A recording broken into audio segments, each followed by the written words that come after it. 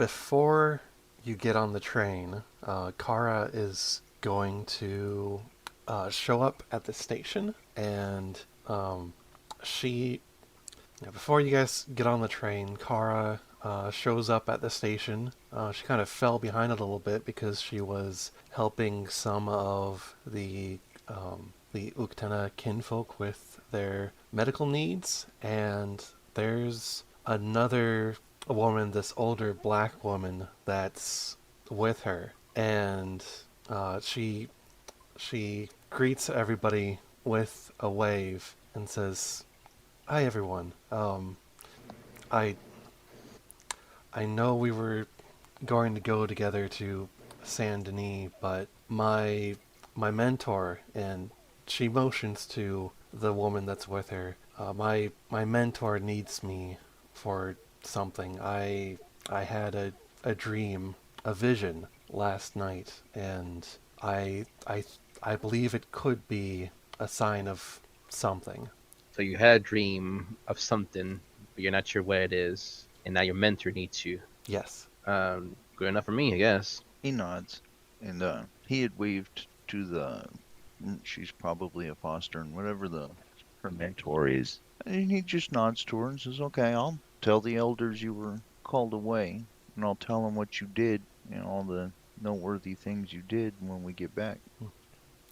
Thank you. And before you go, I ran into another shape changer, a Corvax, they called themselves, or he called himself, and she reaches into her satchel and pulls out this small whistle, and there's a glyph or a rune on it that's kind of vaguely bird shaped, and she says, "He gave me this whistle.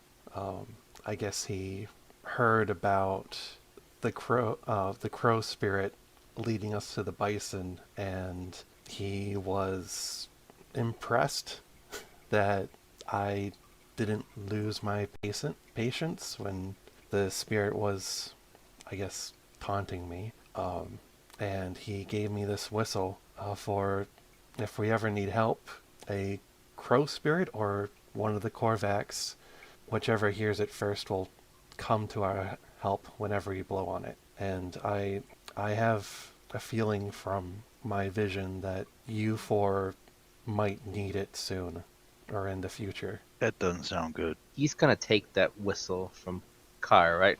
Cara's the one who has the whistle in her hands. Yes. Okay, so he's gonna take it from Cara and place it in his pocket for the moment, or rather bag, saddlebag. That's his fucking horse. His bag, regular bag. Okay. Now you be careful too, Cara. I don't know what the hell you saw in those visions, but you only just started, both of us. If you're being taken away by your mentor, that doesn't bode well.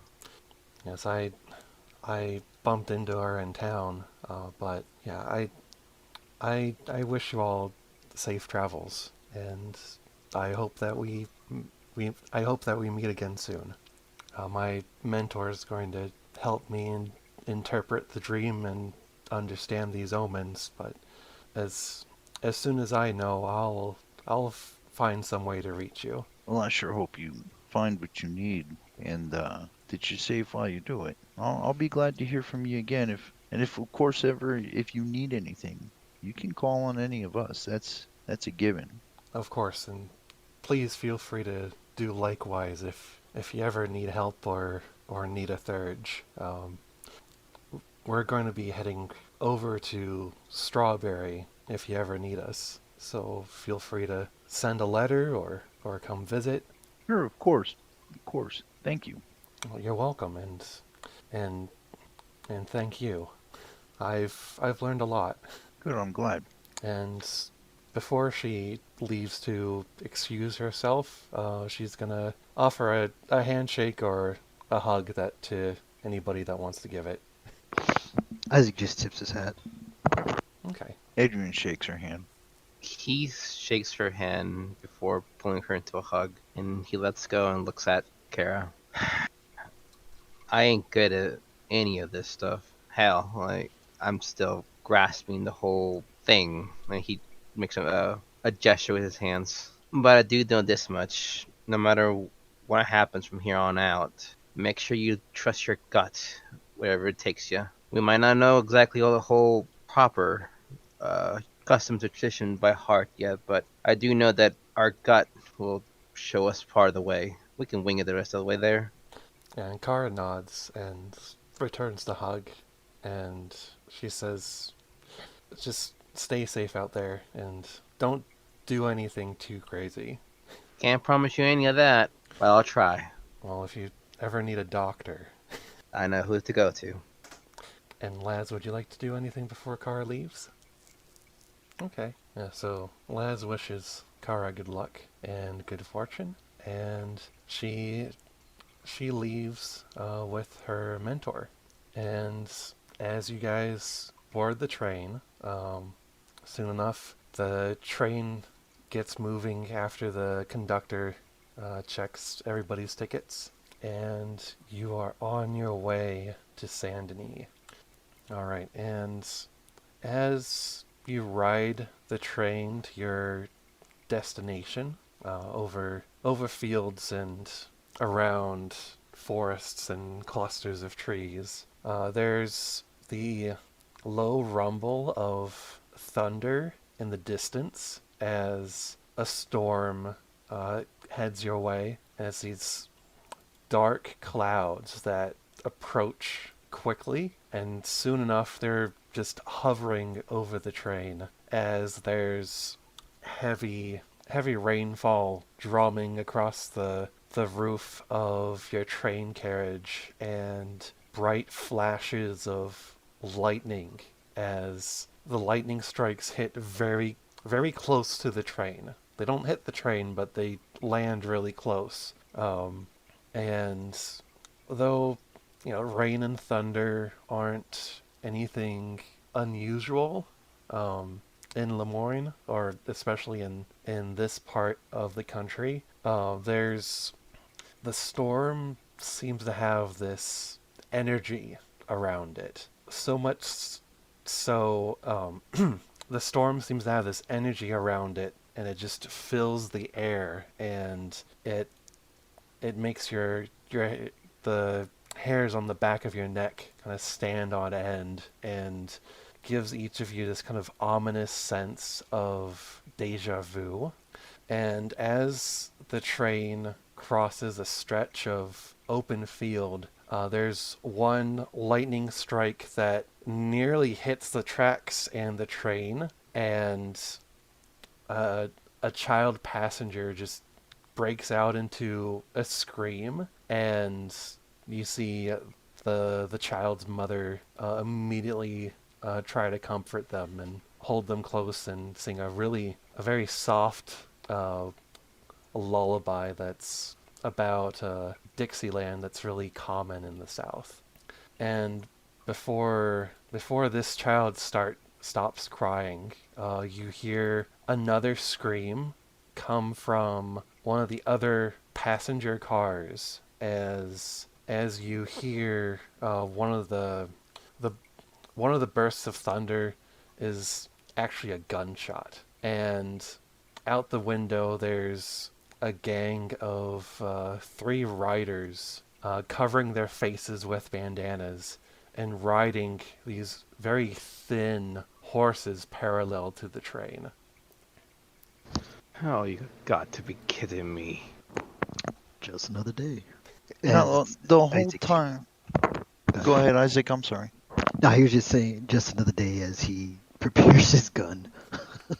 The whole time it was raining, Adrian started watching outside. I mean, he's sitting there kind of looking up, watching the lightning and all that shit, and thinking, is this a good sign from Grandfather Thunder, or is this a bad sign from Grandfather Thunder? And a little bit after the kid starts to cry, he's still looking outside, and he says real low, I'm getting an oh shit feeling. And then there's a gunshot, and somebody else screams. He says, oh shit. And that's about how he's taking this situation. All right. So, all right. So let's go into. Well, does anybody want to do anything before we go into combat? I also pull my rifle or my firearm as well. Okay. Yeah, Adrian's pulling the gun that he keeps in front of him. His regular 6-shooter. All right. And Laz, I'm guessing you're doing the same? All right, from reading the room, looks like I'm pulling out the shotgun we bought. All right, sounds good. All right, so as you guys pull out your guns and get ready for a gunfight, you do hear other gunshots towards the back of the train. There are a few guards on this passenger train for just this kind of situation. You do hear gunshots towards the back of the train. There's probably more than just these three in the group that's robbing the train. But we'll deal with the three for right now and see what happens. So let's go ahead and start rolling initiative. So for Werewolf to do that, you roll a 1d10 and then you add your dexterity and your wits. There you go. You roll 1 dice, and then you add the number of dots. So my dexterity is 3 and my wits is 3. So whatever I roll, which is 8, I'm going to add 6 to it. So my initiative is 14. Roll low Is on that one. is there an initiative button? There is actually. Yeah, there is over in the combat tab of the sheet. Oh, well, motherfucker. Nice.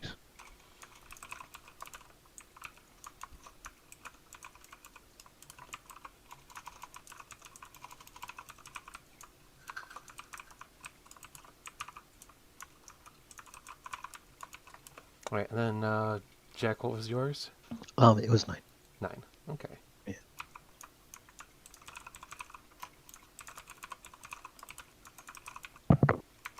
All right. So, Zest and Laz. So how werewolf combat normally works is that.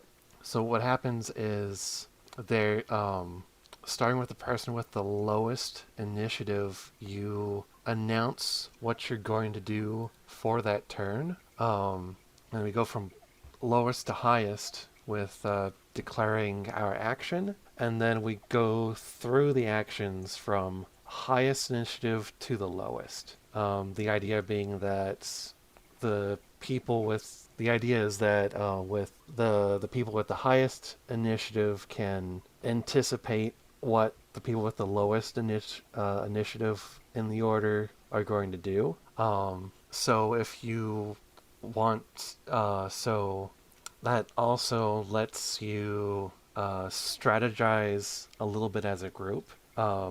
And you can pull off like different group tactics and stuff. So what the robbers are going to do, since nobody has fired on these three yet that are riding alongside the train, they're going to try to keep their horses steady and move closer to the train because they don't see you guys getting your guns ready yet. All right, and then Jack, what would you like to do? Let's see. So they're all three on one side, right? Yes. So he's going to line up a shot to. Okay, so Laz has a shotgun. Everybody else has pistols, right? He's going to line up a shot to the furthest one, Okay. so they will be able to shoot anything that's closer. All right. God, it's been what 20 years? It feels like. Hold on, I'm trying to find the combat button. Okay, there it is. All right. So yeah, he's going to use his Winchester. Okay. I guess I just hit that. Yes. All right. This makes it so much easier. All right, and then Zest, what would you like to do? He's gonna wow. He Oh wait, sorry, that was declare. Declare.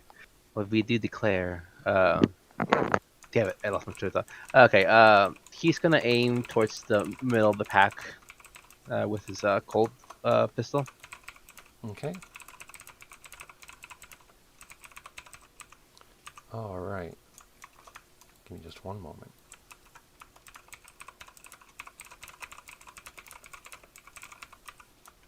Okay, and then all right. So Isaac's gonna aim for the farthest one. Heath is aiming for the middle, correct? Yes, the middle Okay. of the three. All right, and then Les. Les is asking, should somebody open the windows or are we just breaking them? Somebody should probably open the windows, but Adrian I'll will leave that. be opening the window on his turn because he's going to move before anybody else. Okay. Smash the window. All right. So, Laz, what would you like to declare your action to be? All right. Laz will fire upon the least furthest, also known as the closest. All right. And me? And then you said you were opening the windows. He looks out and he's judging where the guys are, and then he looks at his pack, just a glance back, sees them all tensing and getting ready to move. He just reaches over with his right hand, lifts the window, and puts the handkerchief over his mouth because the dust sucks. Then his hand's going to go back down to his pistol, and he's not going to fire unless Laz or somebody misses. Okay. So I'm holding my actual firing action, but the pistol's ready at the window. Okay.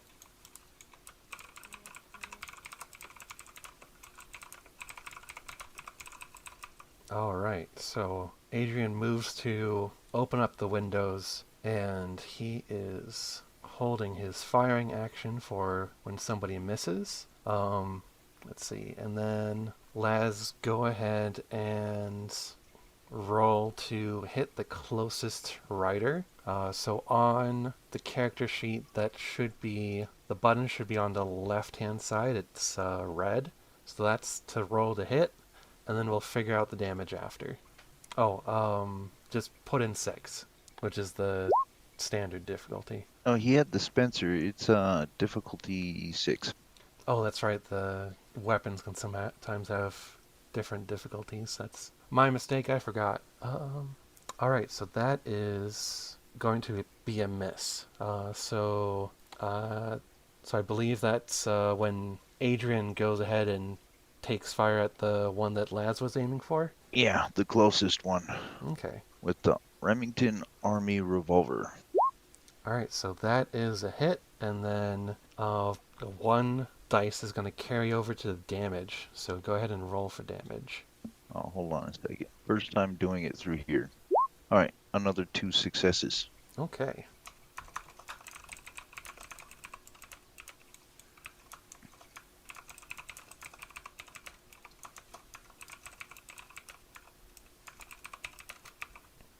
All right, and then let's see. All right, and then Heath, it is your turn to aim and take fire.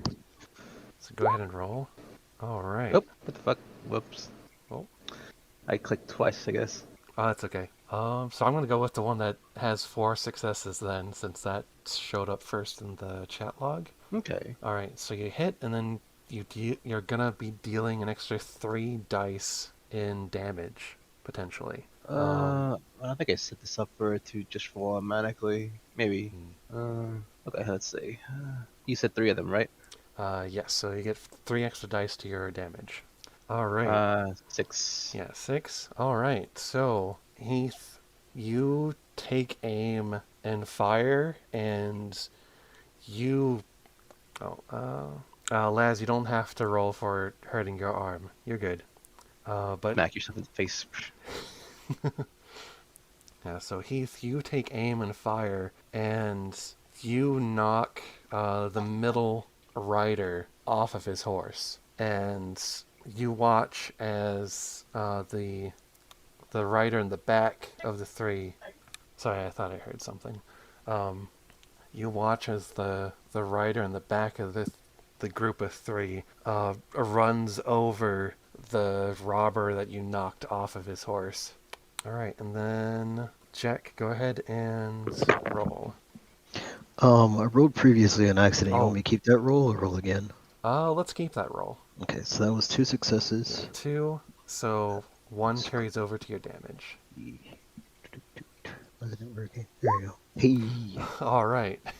Yeah, so yeah, Isaac also takes aim, fires, and knocks the rider in the rear off of his horse. All right, and then the one remaining remaining robber is going to maneuver his horse closer to the train, even though he's being shot at. All right, and then Laz, I think it's asking, because it's probably set up to ask if you have like any extra damage to roll for. So I think that's probably why it's asking for more info. Actually, let me try it on yours really quick. What it's doing is it brings up a prompt that asks for how many successes you have to move over. So like Zest had what, 4 successes? So Yes. he had the bonus 3 dice to damage. Is that the prompt that you're talking about, Les? Oh, okay. No, okay. Okay, I I see it. 0 successes. I No, it doesn't hurt you. You just fired the gun and it didn't hit. That's all. yeah yeah I think it might have been asking you for the attack difficulty, which depending on the situation, sometimes that can change. But in this case, it was just the usual 6 that you're aiming for. Oh, for that, I was wondering since I may or may not have practiced. Okay.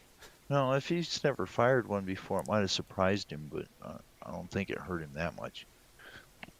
Yeah, it's probably just the kickback from the shotgun might have surprised him a little bit. All right, so the remaining robber, he is, now that he sees his buddies get fired upon and completely destroyed, he is going to try and maneuver towards the back of the train. So that is going to be his declaration. And then Isaac, what is Isaac gonna do? Since there's still one more there, he's You said there were more noise in the back of the train. Where? Yeah, there's more gunshots towards the back of the train. All right. Well, since there's already enough people going after that one, he's gonna grab his sidearm and start heading towards the back of the train. Okay.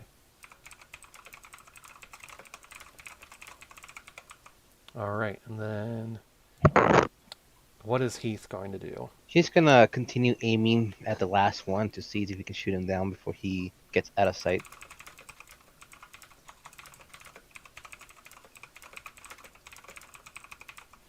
All right, and then what would Laz like to do? Yes, you can. You can try to hit the horse rider again. All right, so Laz is going to aim for the last rider, and then what would Adrian like to do? He's getting up and he's going with Isaac towards the back. Okay. The horses are back there. Yeah.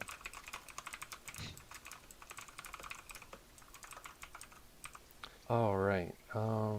So okay. So so if it's all right with you, we'll do Adrian's action with Isaac when Isaac's turn comes around.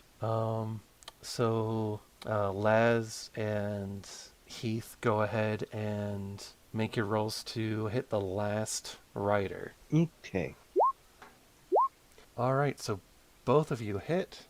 So Laz, go ahead and roll for damage, and then you get an extra dice for damage. All right, 6 successes. Nice job, Laz. All right, and then so Laz, as that last rider starts to move towards the back of the train, what happens is you lean out the window, take aim, and then you knock him off of his horse with a shotgun blast. And what happens for Heath Heath, what happens for you is you take your shot after Laz.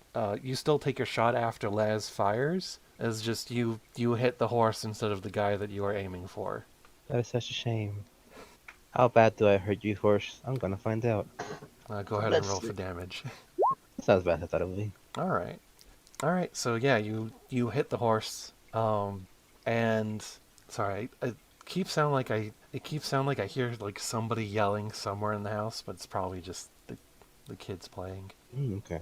Oh. Yeah, as the green. What does the green crit do? I think the the green crit turns 1 success into 2. Oh I no. think. Or if you get, yeah, I think that's what it does. But yeah, so Zest, you get 3 successes on the damage, and the horse lets out this the horse lets out this shrill scream that you've never ever heard a horse make before. As it and it just speeds off away from the train, and it reaches a certain distance, and you watch as it just disappears completely, as if it just fades into nothing. Did you see that, Shorty? Don't give me that question look. Stop shooting the goddamn horses and come to the back of the fucking train. The horse just disappeared. It's not a regular horse. All right, and with that, we're gonna. Wait a minute, what? Poof. Vanished. Houdini. Oh wait, Houdini didn't exist in this time. Poof. Vanished. Mirage. It rode up after I shot it, and it disappeared. Isaac gives a side glance to his pal there. Like that's not good. Lass, back me up. Did you see that or not? Oh, I believe you. I believe you. Double shit. Okay, shoot the horses. Let's go to the back of the goddamn train. All right, so we're gonna move to Isaac's turn, Isaac and Adrian, as the two of you lead the way to the back of the train, and as you pass through one or two of the passenger cars, you see people huddled down in their seats taking cover. Some of the windows look like they've been smashed through with gunshots, and it's close to the back of the train, probably the last passenger car. You see one of the guards of the train. He's in the back of this passenger car, slumped against one of the seats as he's holding a gunshot wound as he's bleeding, and you see one of the robbers moving his way up almost through the doorway. And as you two enter the car, the guard shouts, "Take cover! These aren't... Something's off about these bastards. We keep shooting them and they're not going down." Alright, and then we're going to go into the next round. Alright. Now things seem kind of messed up. Because Isaac and Adrian are in the front, but Isaac's supposed to be the one that goes last. I'm almost thinking that I don't know. Never mind. I don't know. Yeah, White Wolf combat is just really weird to do the declarations first and then the rolls and everything. Yeah. Just might be easier just to kind of go in order of who's fastest, kind of like D&D. Yeah, that's true. Yeah. Yeah, we can do that if you guys want to do that. Yeah, I think it'll be less confusing, honestly. Oh, yeah. Because now we have a matter of positioning, because technically I was the last one to get shit done. Oh, yeah, that's true. Something. That's Yeah. true. Okay. Right. Yeah, I wanted to just try the declaration thing, because that's what I do when I play in my other game. Yeah, no, I get it. Alright, so yeah,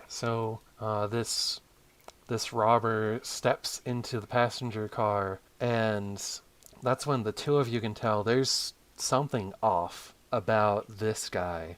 You can see that his clothing is tattered. Like his clothing from probably the chest down is tattered and raggedy, and the exposed skin that you can see, it looks like it has the texture of crumpled up paper that's been uncrumpled as if somebody's tried to smooth it out, and he has this kind of pale corpse-like color to him. All right, and then so it is now Adrian's turn. What would you like to do? Give him a second. He went to the bathroom real quick. Oh, sure. Goddamn shadow horses. How dare. Sorry about that, guys. I drank like a gallon of water earlier. I couldn't wait. It's okay. You could just piss right next to the carts. as they were going up into the next place, he opens up the revolver, throws out the round that he already shot, the casing, and puts another bullet in there. He figures might as well have 6 if they're going to find more. Mm-hmm. And when they get into the room, they stop. And then when the dude says that they're not normal, he looks at the one coming through, cocks the hammer back, says shit, shit, shit, fires, and then jumps left behind some seats. All right. So let me roll to. Do I roll to fire Uh, now? yeah. Go ahead and roll the fire, and then if you hit, we'll roll for damage. 3 successes. All right. So that's 2 extra die of damage. All right. 4 successes. All right. 4 successes as you hit this guy, basically in the center of gravity in his chest, and he almost takes a half step back from the impact of the bullet, but he doesn't go down. Shit, shit, shit. Laz, the clip is the total number of bullets that you can have, but I'm probably not going to worry too much about ammo. I'll just let you guys keep track of that. All right, and then Laz, what would you like to do? How does the environment look for the civilians? So in the car that you and Heath are in right now, for the car that you and Heath are in right now, the civilians look okay. They're huddled down, bracing for more gunshots and trying to take cover. They are, they're spooked. They're scared, and they all look like they're unsure what to do besides take cover and hide. All right, and Laz continues following where Adrian and Isaac went. Okay, and then Heath, what would you like to do? I follow right after Laszlo. Okay, all I right. have my hold my action ready to fire just in case. Okay. Yeah, so the two of you follow behind Adrian and Isaac, and as you're passing through the passenger cars, some of the other passengers, the civilians, look a little off. Like you notice that some of their clothing looks tattered. On closer inspection, you see like bits of bone poking out of their skin, and the just a pale skin color on some of them. And some of the other passengers also notice this and start freaking out because those people weren't there a few minutes ago, and there's some screaming. There's a little bit of panic. Adrian, Isaac, you can hear some people screaming, just behind you where Heath and Laz are, and then so Laz and Heath are both following up. And Isaac, what would you like to do? You're muted. Let's see. Can you hear me now? Yes. All right. Does the main guy have like a weapon on him? I'm sorry. Does the main guy have a weapon on him? Yes, he has a revolver. All right. I was gonna start moving back a little bit, like closer to where Heath is. Trying to get a little bit of range, and focusing on the gun. Mm-hmm. And he's gonna jam it. Okay. So he's gonna spin a Gnosis. Let me see. It was difficulty 5. Let's see if this actually works. I did it on this sheet, so there we go. All right, there we go. 3 successes. Is it just like a success and it happens, or is it the Yeah, number of it's the gun jams for 3 turns now, Okay, cool. and I think that's pretty much all he can do unless you'll allow me to take aim. Just hold aim. Yeah, I'll let you go ahead and hold aim too, and Okay. that'll give you an extra dice for your next shot to hit. All right, that's it for me. And looks like Laz is typing something. Okay, Laz. Yeah, so the robber in the doorway, you hear him yell out in this hoarse, dried up voice, "This is a robbery!" And he aims his gun to fire, and it just clicks as it jams. But even though it jams, he starts to step forward. All right, and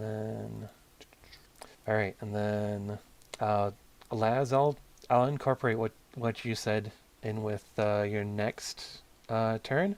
So, Adrian, what would you like to do now?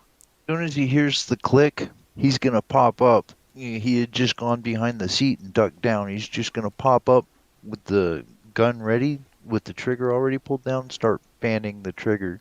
I don't know how many shots he can get off in one round.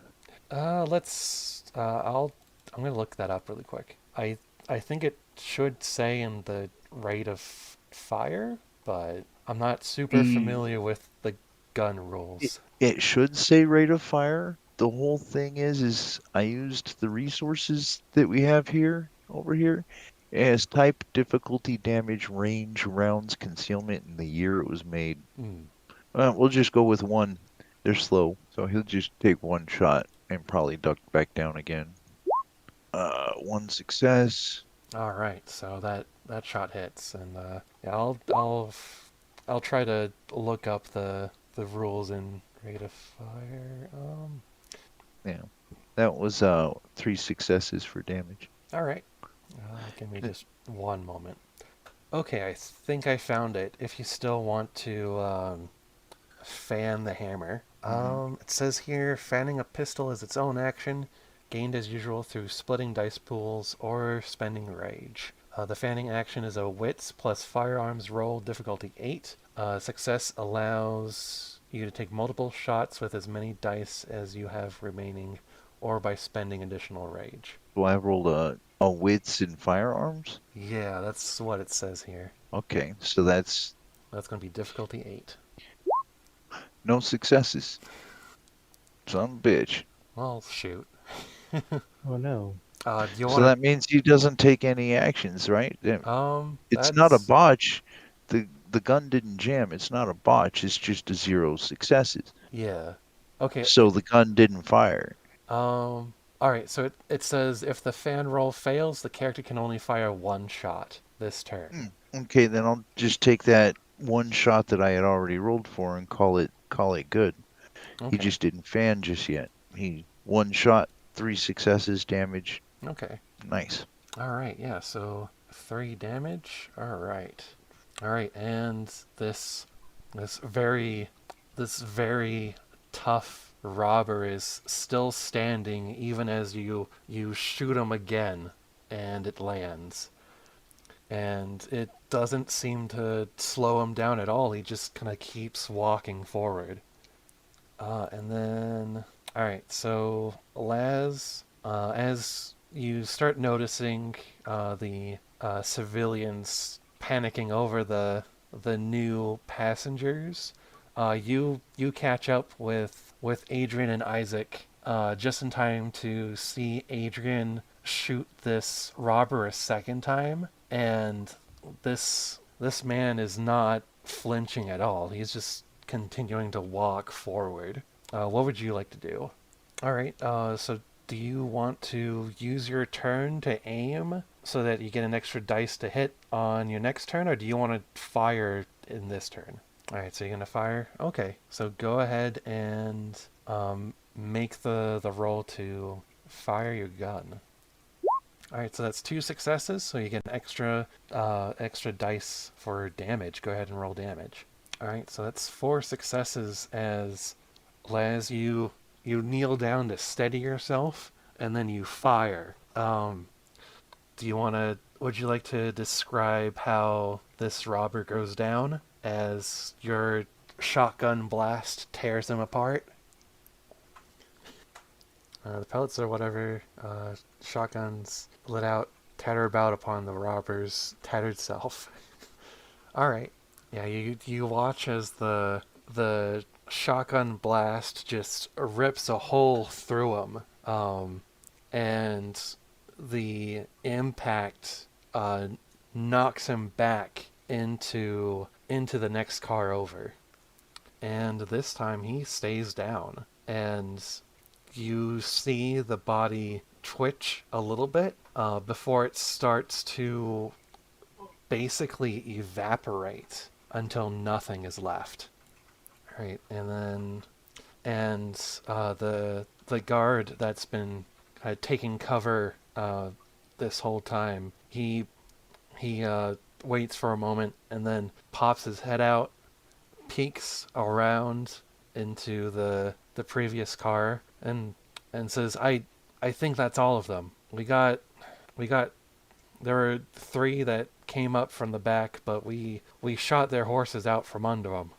I think that's all of them, but somebody should check on the engineer at the front. And I'll he go and he tries to get up, but he falls backward back into his seat. take a rest. I'll go check on the engineer. All right. So what does everybody else want to do? Well, you said there are some of the passengers that looks kind of weird, yeah? Oh yeah. Are they aggressing, or they just look weird? They just look weird. They're not aggressive. Adrian tells Heath to hold up. He's looking around. I mean, somebody that him and Laz just shot just turned into smoke, and now there's zombie people hanging around. He's trying to wrap his brain around it a moment, but nobody. Don't go off alone. Should get the others up into the other car, though. Reload your guns. Let's move as a group. I was already done with the zombie horse or the disappearing. Yeah, but they're still continuing to do it. Think we should keep an eye on these ones right here. And he's kind of speaking quietly to Adrian, nudging his chin towards one of the nearby, not so good-looking passengers. He says real low, quite matter-of-factly, well, fuck, I don't know. I thought your tribe dealt with the dead. I ain't never seen no shit like this before. So as they're discussing, he's just gonna sit down across from one of the tattered people and ask, "Howdy, ma'am. How are you doing today?" Great, now he's talking to it. The new undead passengers don't respond. Like they don't seem to be aware of your presence at all. And given a few moments, you watch as they reach into empty bags or purses, and it looks like they're handing something to somebody that's supposed to be passing by their seats. So Isaac, I'd say you know this already. Yeah. Some some ghosts just repeat the last actions of their life over and over in death. And this is what's happening here. It's also probably what the robbers were doing as well. Yeah, he had a feeling. Can you see me? Waves a hand in front of the undead passenger. Heath, let's go. Does it seem like any of the other passengers notice these guys, or? Yes, the other living passengers notice, and Okay. they're starting to freak out and panic a bit. We need to get the others into the other cars. We need to get them out of here now. Start telling all the normals to get up and go towards the front. We're gonna go check on the engineer when we get up there with the people. We'll just make them stop in the last car and ignore the dead. If they don't respond to you, then they are likely not here. He's gonna check on the one that was shot. He was actually shot, like Yes. Yep, he was actually That's shot. different. Okay. Laz, can you see to him? Make sure. Do you have any experience in patching wounds at all? Like, you know where to?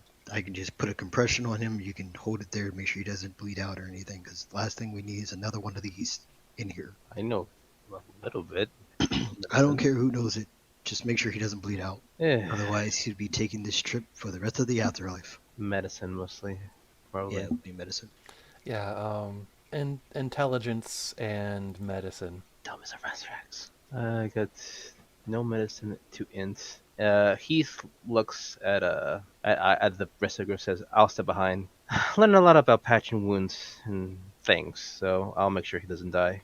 Yeah, so with no medicine, if you still want to make the roll, it's gonna be a difficulty 7 instead of a 6. I got 2 in medicine and 2 in intelligence. Okay, so for Heath, it's going to be the regular 6. And then for Laz, it would be difficulty 7. Okay, so I roll 4 dice, right? Yep. Because of 4 dots. Yep. I failed all of them. You killed the dude. What the? Get it.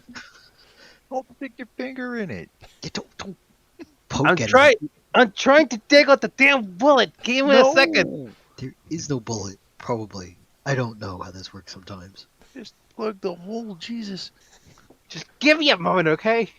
All right. Well, while he tries not to kill the individual, Isaac's gonna start getting the living people back in the front, like at least out of this car. Okay. Yeah, I Something say in the we water.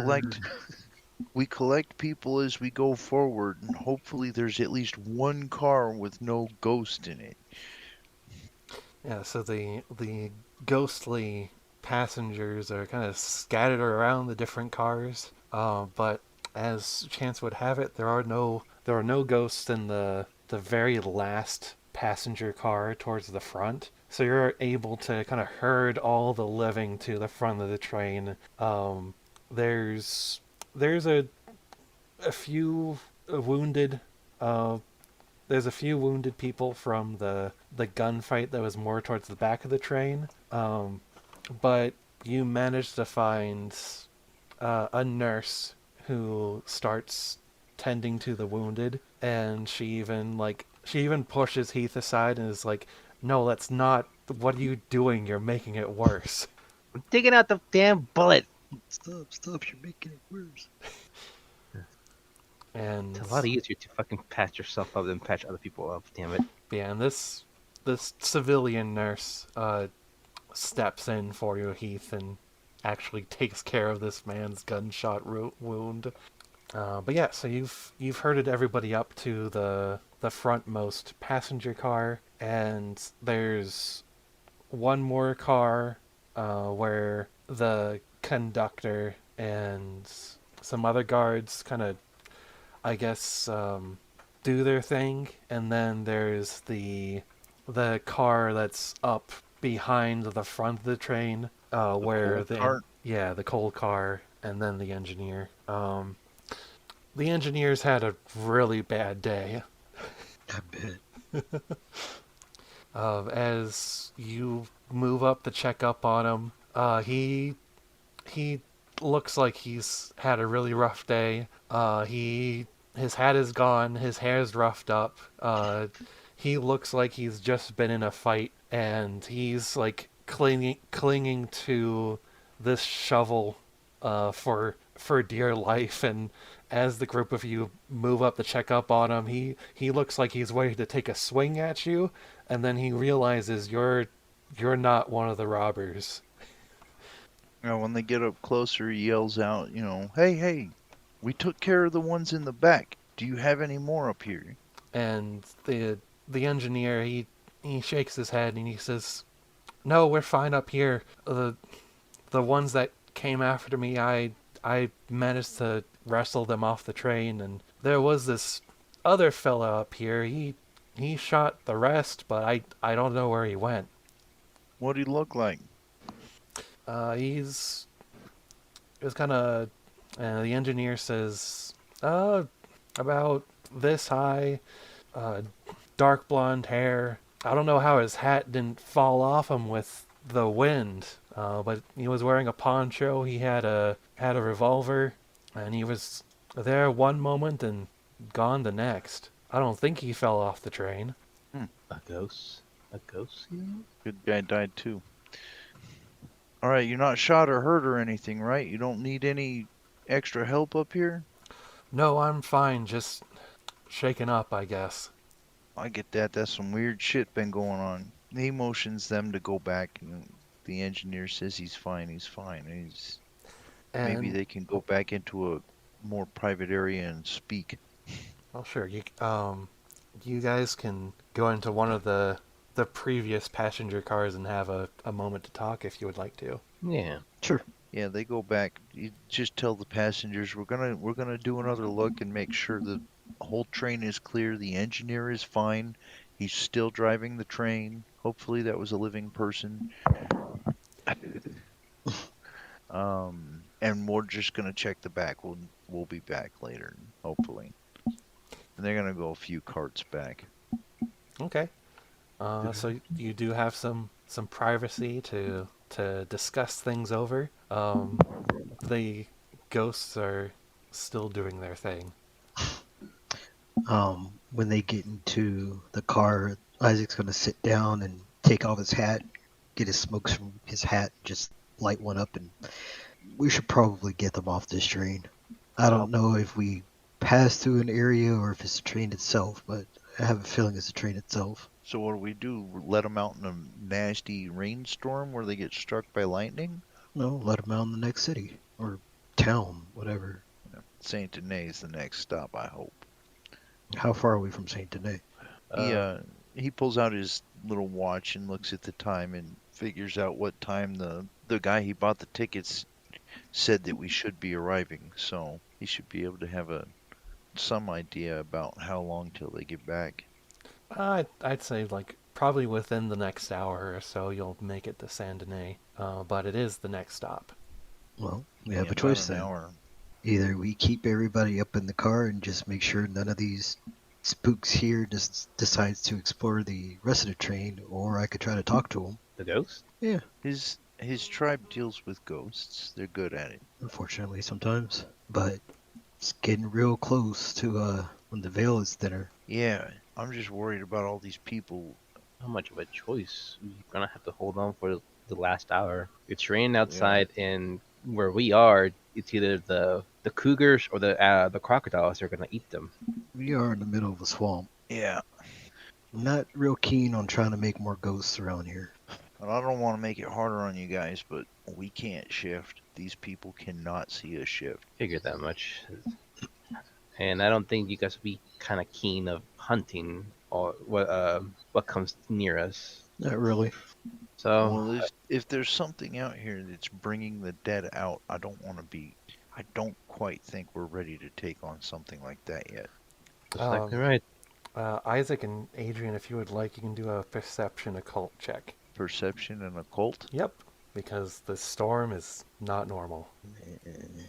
Let's see. He I'm knows, he knows. blind. Okay, there it is.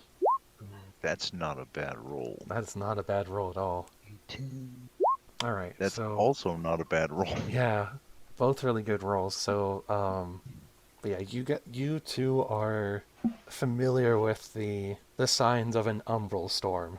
I'll say up to this point, they've mostly stayed towards the west. But this is probably the first one you've seen this far east. Usually they're over to the west, like over in Texas and that side of the country. But this is the first one you've seen that has been this far east.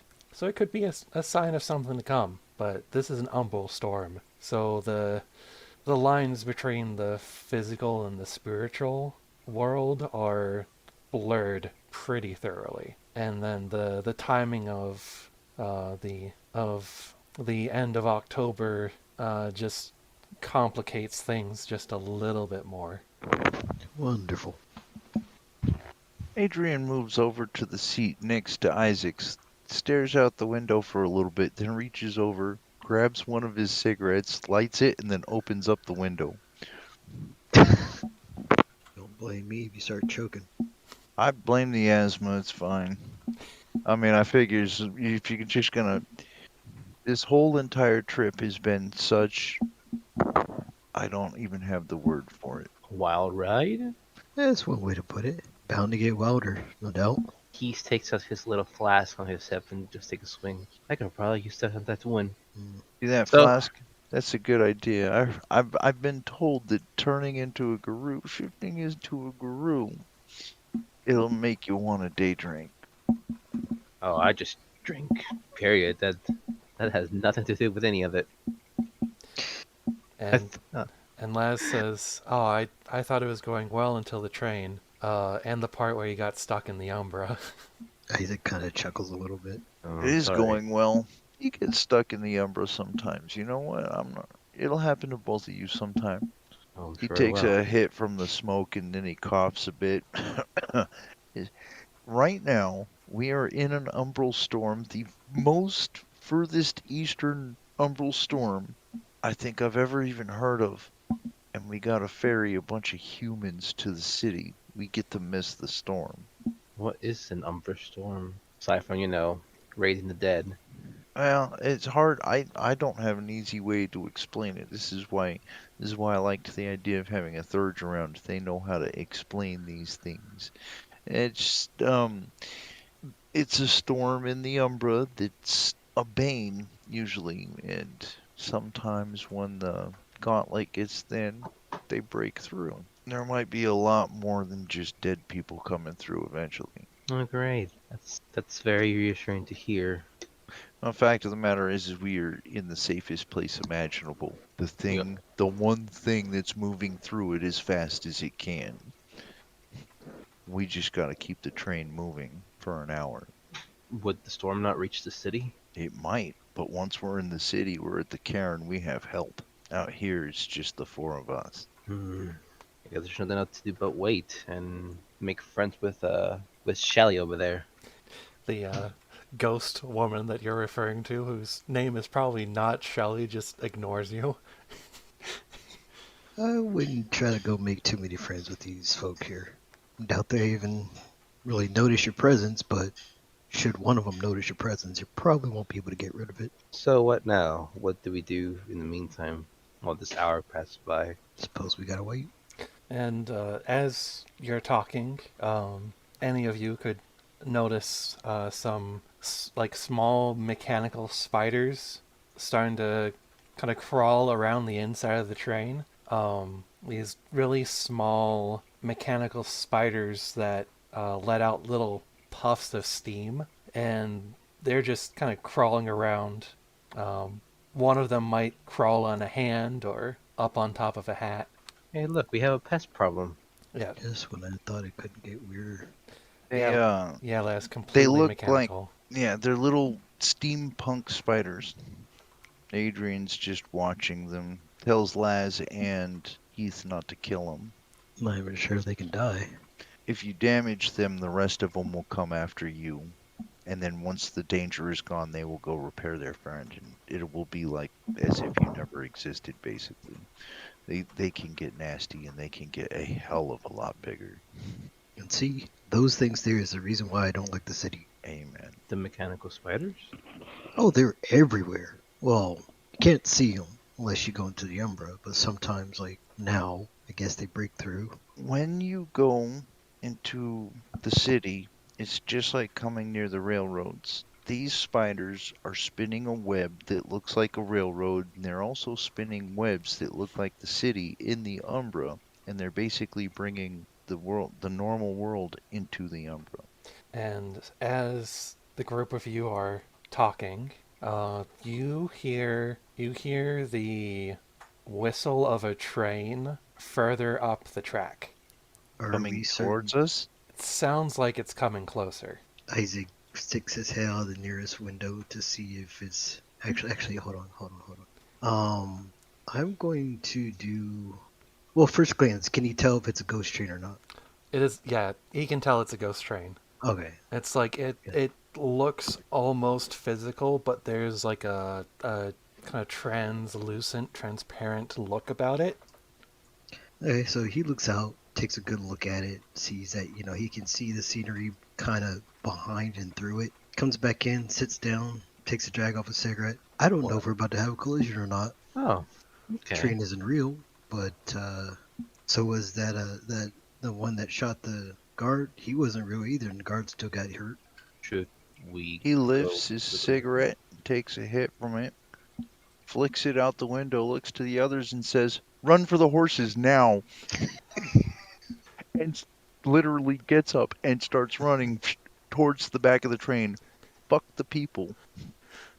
Yeah, There's nothing we can do for them at all. At all if these two trains hit. I love that direction, huh? Adrian's running. He is going for the bag. He is not answering any questions now. Just running. We gotta go. If anybody sees him running towards the back, they're gonna say, "Thought we heard gunfire. There's more people back there," and keeps going. So good. I And mean, you can always stick around, as it says, as he's going.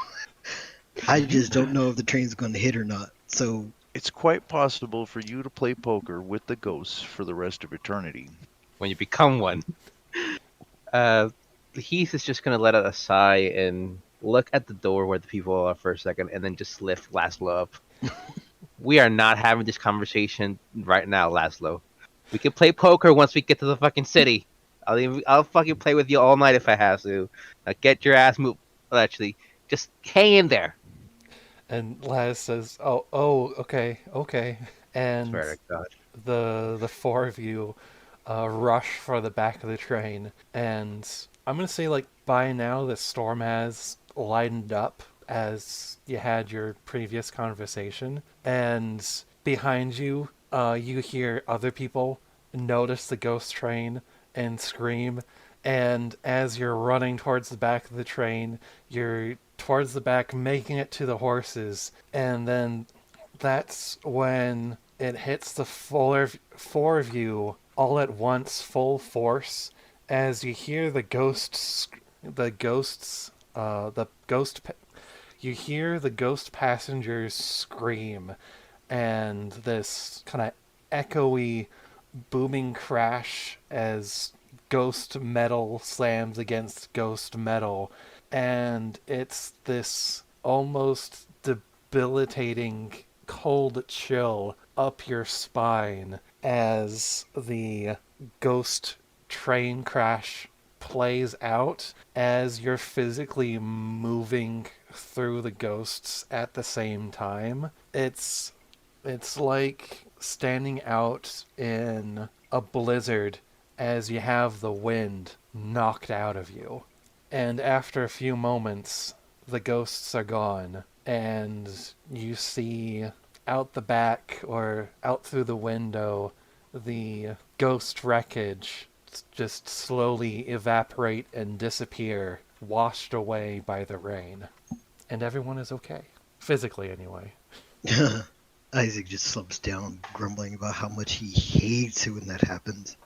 Heath is currently choking Laszlo because of the sudden spine chill. Adrian's just shivering and standing there like, "What the fuck?" Well, at least we know what happened to them to become ghosts. Isaac puts his hat back on, kind of chuckles. Welcome to my world. I'm never gonna ride on a train again. Oh, I thought it was fun. Didn't I you think it didn't was like fun? trains to begin with. This was the fastest way to get back to Saint Denis in order to Yeah, so was hopping through the Umbra. Can't hop through the Umbra with the horses.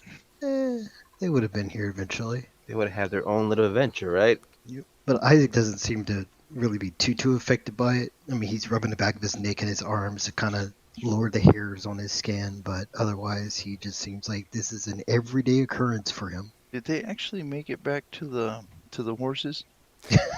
You're like maybe like 2 or 3 passenger cars away from the horses. We would have died anyway, regardless. Yep. We probably would have a better chance No to harm save in them. trying. At that point, he just keeps on walking all the way back to the horses, opens up his saddlebags, pulls out his scarf, and wraps it around his head. His mouth is covered, and he's like, "What the fuck?" Oh, and he's just noticed that he had Laszlo in a fucking headlock. Oh, right. Sorry, Laszlo. So like You were gonna die anyway. Laz is a little bit blue when you finally let him go. We were gonna die anyway, so might as well just give a small mercy. And Laz chokes out. I didn't choke you that hard. He chokes out. "Blah." It's a fucking flesh wound. Yeah, it could have been worse. Did anyone get shot? Except for that Isaac guy. checks over himself. He shakes his head. No, unfortunately. I didn't get shot either.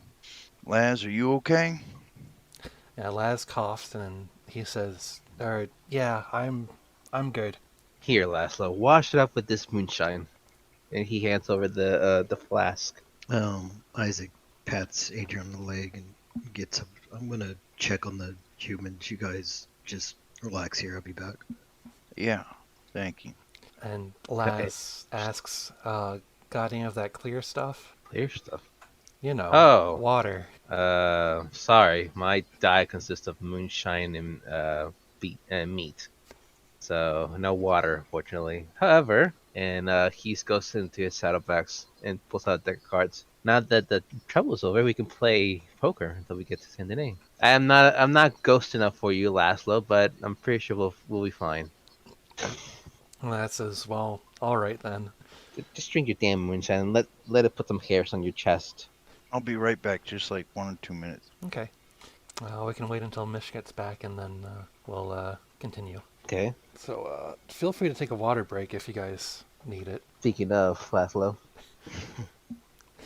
You don't hit the water, you drink the water. look, sorry, I only carry a moonshine. I don't carry water. If I want water, I go fucking drinking hole out in the wild. How does poker work in 1d10 land? It doesn't. What I was gonna do was just say that you guys are playing poker to pass the time, and then shift over to what Isaac's doing next, and then probably have you guys show up in Saint Denis. I'm back. Sorry about that. Oh, welcome back. Oh, you're good. All right. Oh, I was just gonna. Isaac would just be in the front. As much as he is tempted to do the whole, you best be leaving ghost stories stick. He's gonna try for the something in the train food. Like, tell people that there is some kind of weird either train food or pass through an area of gas clouds or some shit. All right. Swamp gas stirred Swamp up by the gas. storm. Exactly. There you go. Swamp gas stirred up by the storm because they are in the swamps. Oh yeah. I say that's definitely gonna be God. Like, depending on how Isaac wants to spin it, do you want to make that like a charisma or manipulation? Because they don't know what's going on. So Manipulation, most manipulation. likely. All right. Yeah. Yeah, manipulation and heck, I don't know. I guess manipulation and expression. Either way, he has no expression, no performance. I'll just do manipulation then. Okay. What difficulty? Oh, let's go with let's go with difficulty 4 because they have no idea what's going on. There's a few of the passengers that there's a few that are going through their own like panic attacks. Some of them are just pale and like just pale, out of breath, and really confused. Yeah, so with that 3 successes, you're able to kind of calm everybody down and spin up a story about how you've seen this before. It's swamp gas. Sometimes it makes you hallucinate, and you're able Yeah, well, to calm everybody down. sweet. Swamp gas always works. See a ghost train? Swamp gas. See UFOs? Swamp gas. You see a great big wolf person mauling somebody? That's just your imagination. Vivi, stop. Stop, Vivi. Come over here. Adrian finally says, well, lads, I was going to try and get you ready. Tell you that you got to go to the cairn now and tell them everything that we did. I'll handle the politics, but you're the one that's supposed to handle the awesome story. But now I just want to go home. Fucking ghost trains. That was fun. Well, at least I I know. At least we all know now that if we have to, we'll all jump up and grab our guns and go do what we have to do. That's good to know. Yeah, me and Shelly had a connection. That's it. I'm sorry your Shelley died on a horrible, horrible train crash. Thank God, because she was annoying. You stuck around too much for your taste? Yeah, yeah, honestly, she did. She was very quiet and didn't want to say anything, so just sent her on the way to a ghost tree and just smashed her to pieces. That's it. Fair enough.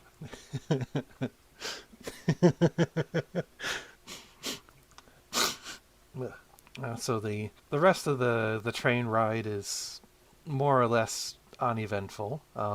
Isaac was able to calm the humans down, and the storm starts to thin out a little bit more. It's not so intense.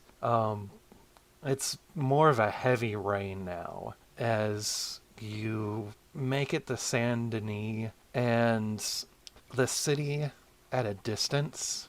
Like you see the smoke from the factories, and you also see newer, darker smoke, as if there's been a few fires. And as the train pulls up to the station, you it's as the train pulls up to the station, you can tell that there's something going on as police officers are scrambling to keep people calm, and people are running back and forth.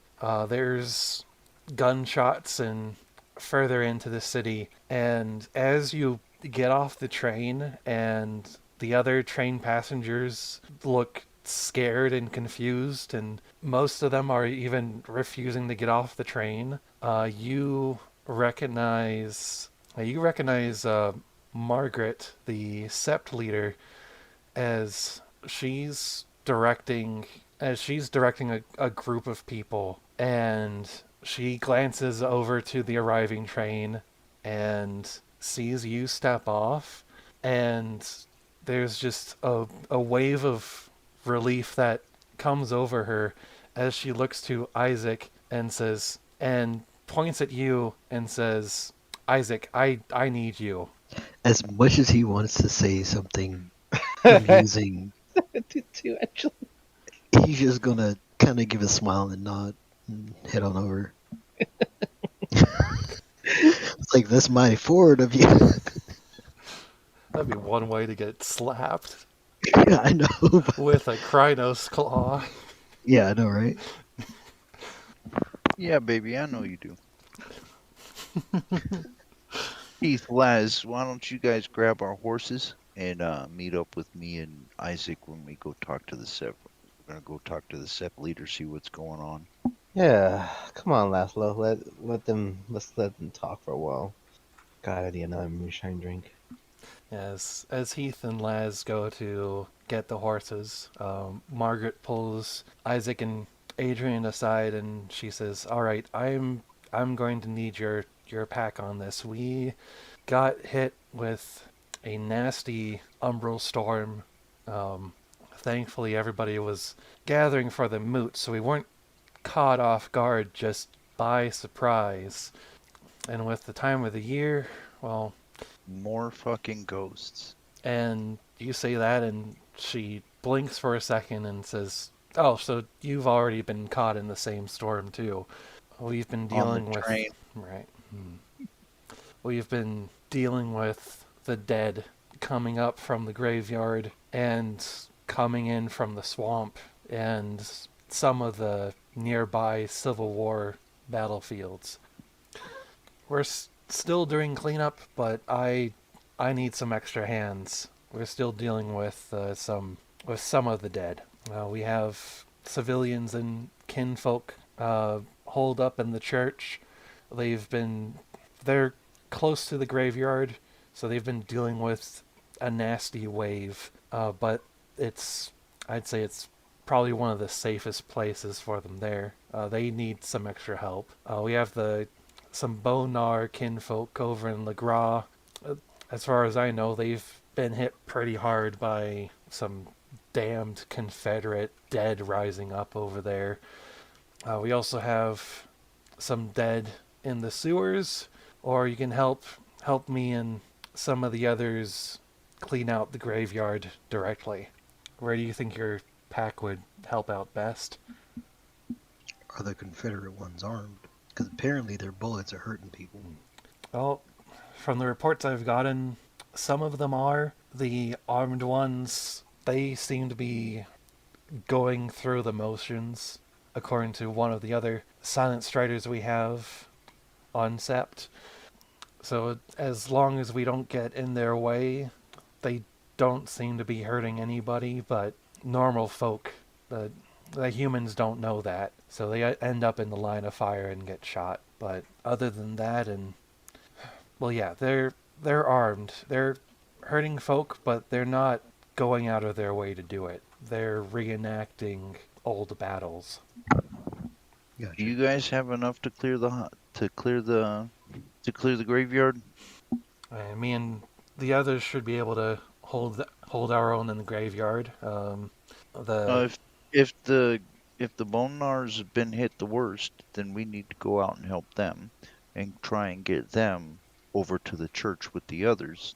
Consolidate everybody. Hmm. I and don't I don't I don't want to sound too selfish, but have you seen my kinfolk? and Margaret nods and she says, "We were able to get your kinfolk over to the Rising Sun.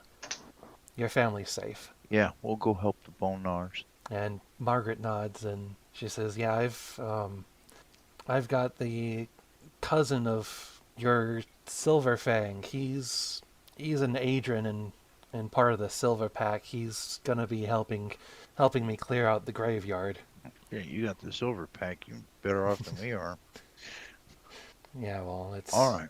we kind of got hit everywhere at once, so it's We just so you know, Cara, she had a vision and her mentor came and picked her up. She's not with us anymore. She had to go back to Strawberry, but the four of us will go out and help the Bonars. and you can tell Margaret looks a little I guess yeah, Margaret looks a little disappointed when she hears that, and but she nods and says, "Yeah, I know our mentor. She's she's one of a kind. Kara's in good hands." She seemed to be good, and we left on good terms, but if the spirits are telling her she needs to take another path, she needs to take it, so I'm happy for her. And Margaret says, "All right, your pack head out to LeGras, and I'll keep things from falling apart here. You just be safe." We will. We've got so much to tell you at the moot. I'm looking forward to hearing it. He motions Heath and Laz to come with the horses. And Margaret splits off from you and looks like she's calling some other people over to head out over towards the graveyard. All right, and so for what I had planned for this was not necessarily another combat encounter, but basically I was gonna have you guys basically decide how you want to help out the people in Le Gras outside of the city, and then we'll do some skill rolls, some rolls to see how it goes, and we'll just role play from there. Okay. Okay. So when the other two come up with the four horses, Adrian pulls his wet weather jacket out. The guy's always ready for. He's to show the rest of the pack. He's this incessant planner. Everything has a plan. If it rains, he's got a plan. If it, you know, and they're beginning to realize this. He's almost like on the train. He was looking at it as how is this going to go wrong? What are we going to do kind of deal. So he just puts on the jacket, gets on the horse, starts riding towards it. When they ride by Margaret, he tells her to stay safe out there and they'll be back with the kin. And then as he rides, he's not like riding full speed like he has to be somewhere right now because he doesn't want to freak anybody else out and God knows who's shooting at what at this point. I mean, he's going to talk to him, say, okay, preferably I'd like to get in, tell them to follow us, get them out, and just ignore any ghosts that we see and try and get them to do the same. I don't want to have bullets flying all over the place and killing people willy nilly, all right? Right. All right, so on horseback, it doesn't take you guys very long to get to Le Gras, and you can hear the gunshots in the distance. It sounds like kind of older like musket fire. And kind of in the distance, you can see these groups of both gray and blue uniforms fighting each other. And there is the occasional shot that kind of veers off course and And there is the occasional shot that veers off course and probably hits like a nearby tree. But the group of you, you're far enough where you don't get tangled up in the old battlefields. And Hmm. as you head deeper into the swamp, you do see a few more of the uniformed dead. You see like little melee skirmishes as these zombies are stabbing and hitting each other with muskets and fighting each other. Some of them aren't even fighting anything, as like even the crocodiles kind of get tangled up in it and pull these dead bodies into the water. So some of the risen dead, they're just fighting nothing as they just kind of go through the motions. And when you reach Le Gras, the people there are freaked out. They're not entirely sure what's going on, and they don't have enough horses to carry everybody. You see, some of them are packing up what little belongings they have. Some of them are even taking their fishing traps with them, as they don't know what's going to be left when this blows over. What does everybody want to do as you basically round everybody up and head back to Saint Denis? And then we'll do a dice roll based on it. Are they all kinfolk? Not all of them. There's a small number that are kinfolk, And but these are like kind of ramshackle places. They don't really have locks on the doors or anything. yeah, it's basically a really small community. It's Okay. basically a little like fishing hamlet. Okay, he starts calling out, telling people to only take what they can carry. That it should all be here when this blows over, whatever the hell is going on. Hopefully, none of them are too Catholic. And tries to get them as movable as possible and take as roundabout a route away from the dead as they can. But and explain to them that look, if you just ignore them and stay away from their rifles, they will not shoot at you. They're not going to look at you. I don't know what's going on, swamp gas or something, but only take what you can carry, and hopefully this will be over within a few hours. Hopefully, that kind of deal, you know. Mm-hmm. All right. For that, let's do a charisma and a leadership roll. All right. Just for Mish, and then we'll go around to everybody else. A 3, a 5, and a 7. All right. So you do get one success. So we'll just go with a difficulty 6, and as you round everybody up and instruct them on what to do, they follow along. There's not a lot of resistance to your instructions. They're just as they're most of them are just spooked and confused. The Scared and following the loudest voice. basically, yeah. Yeah.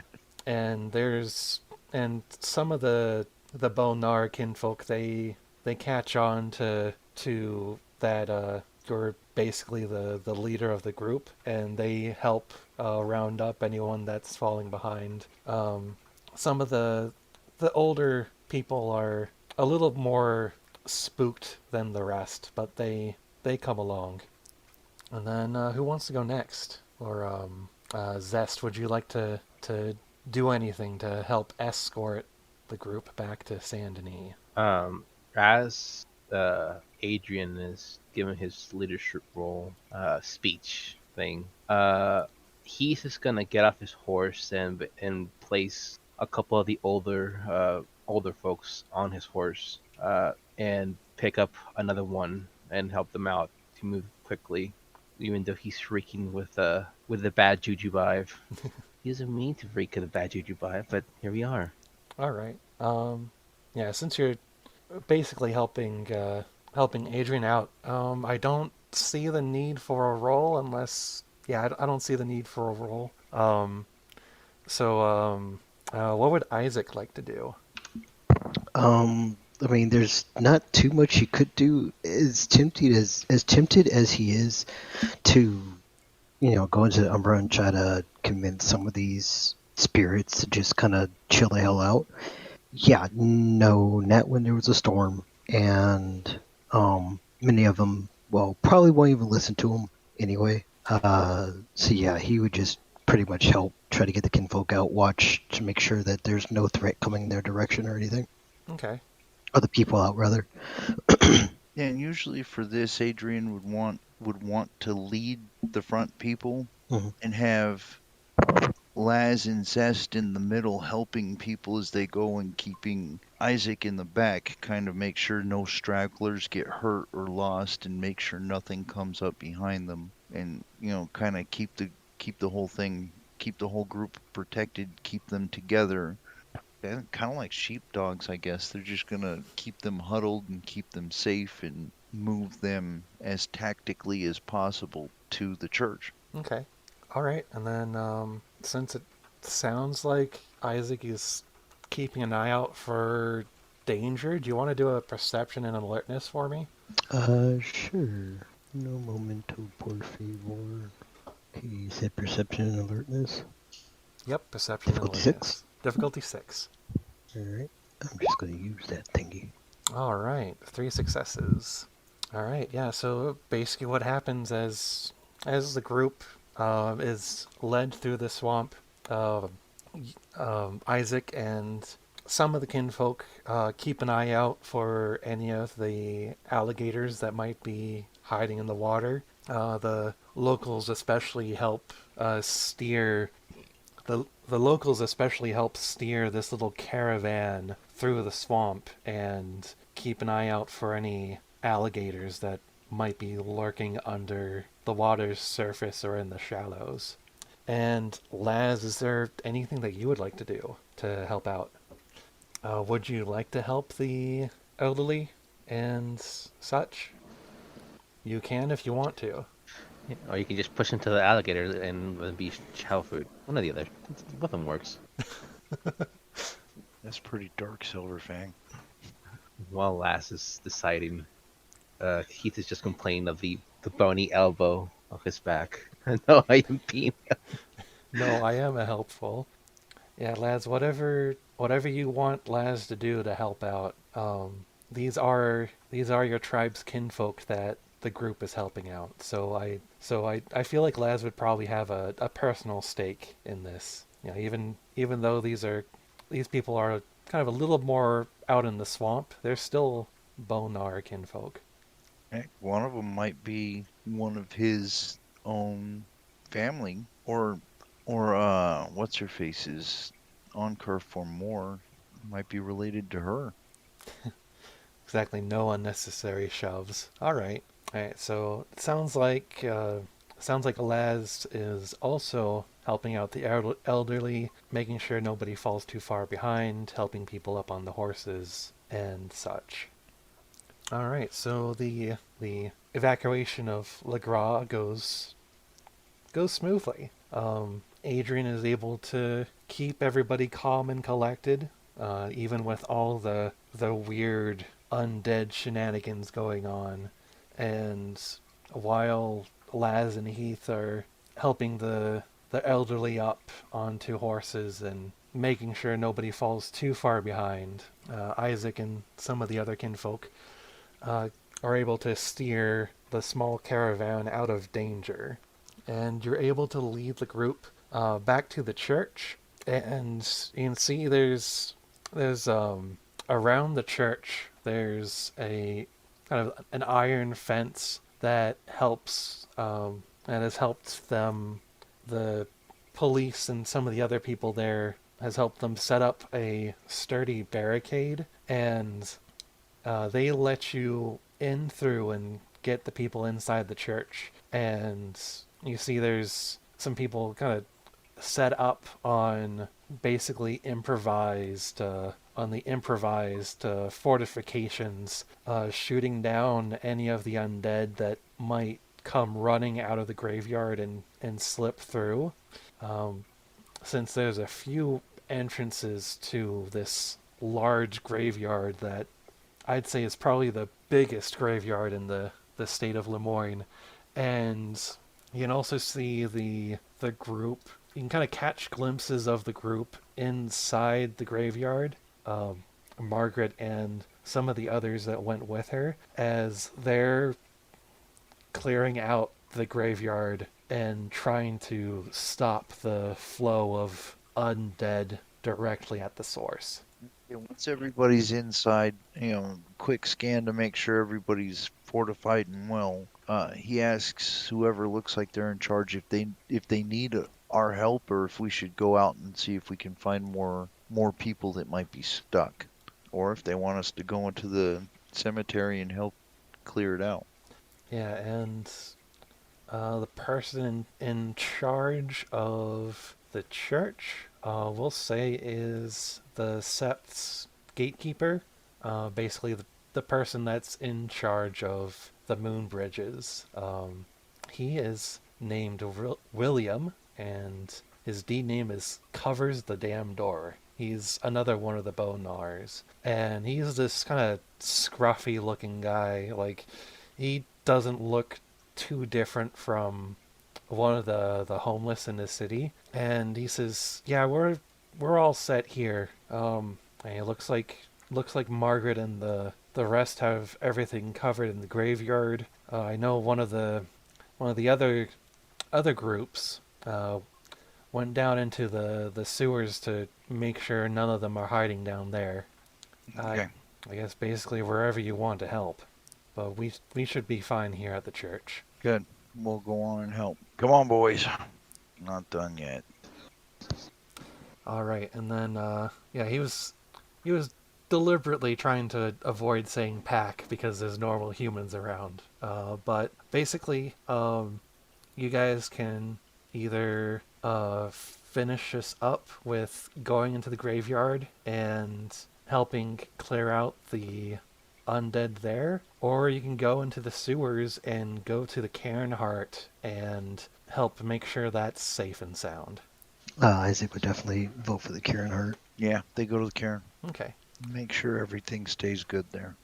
All right. Yeah, and it takes no time at all to find an entrance into the sewer. There's probably a manhole cover somewhere down one of the streets or in an alley, and the tunnels are low and narrow, but wide enough for two people to stand next to each other.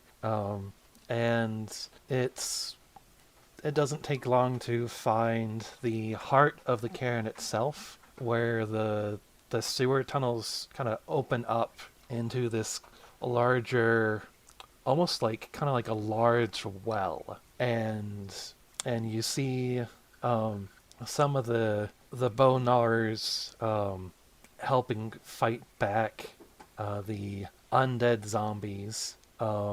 Laz, you also see your mentor, Myrtle, as she's bashing in the skull of a zombie with the butt of a shotgun.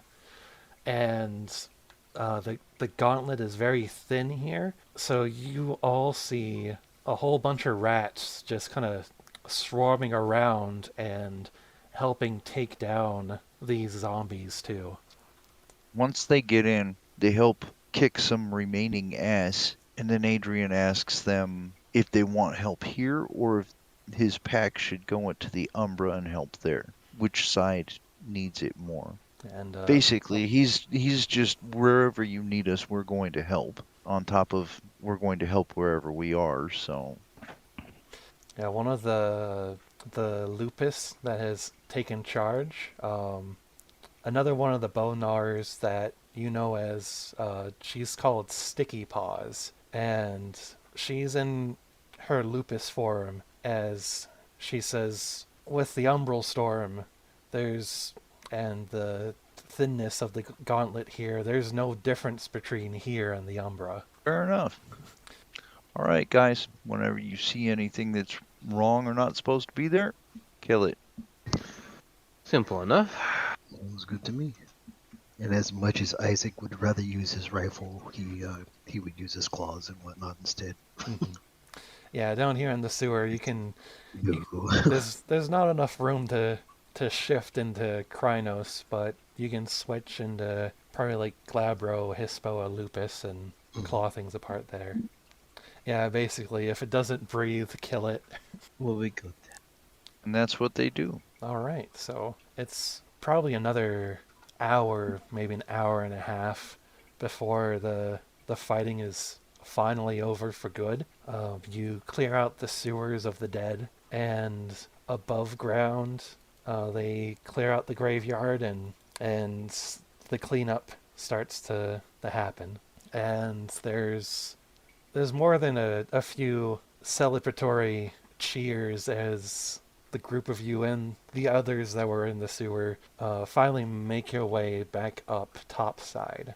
And it's still about another day or two before the moot, but the rest of the day is spent cleaning up the bodies of the undead, tending to the wounded.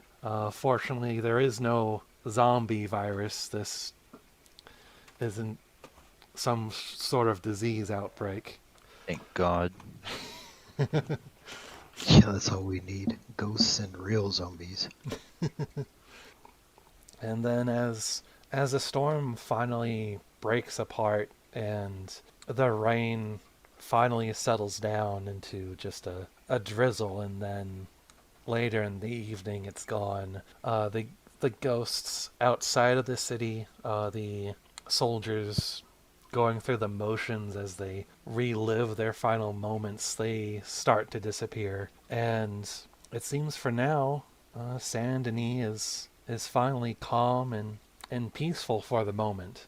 And as everybody finishes up the cleanup, there's more than a few people that go to the local Garu favorite saloon, the Rising Sun, and celebrate their victory with a few drinks. Yeah, as soon as the fighting's over and all the bodies are cleared and everything, that's the first place. I mean, they're in the city, they don't have to stick together.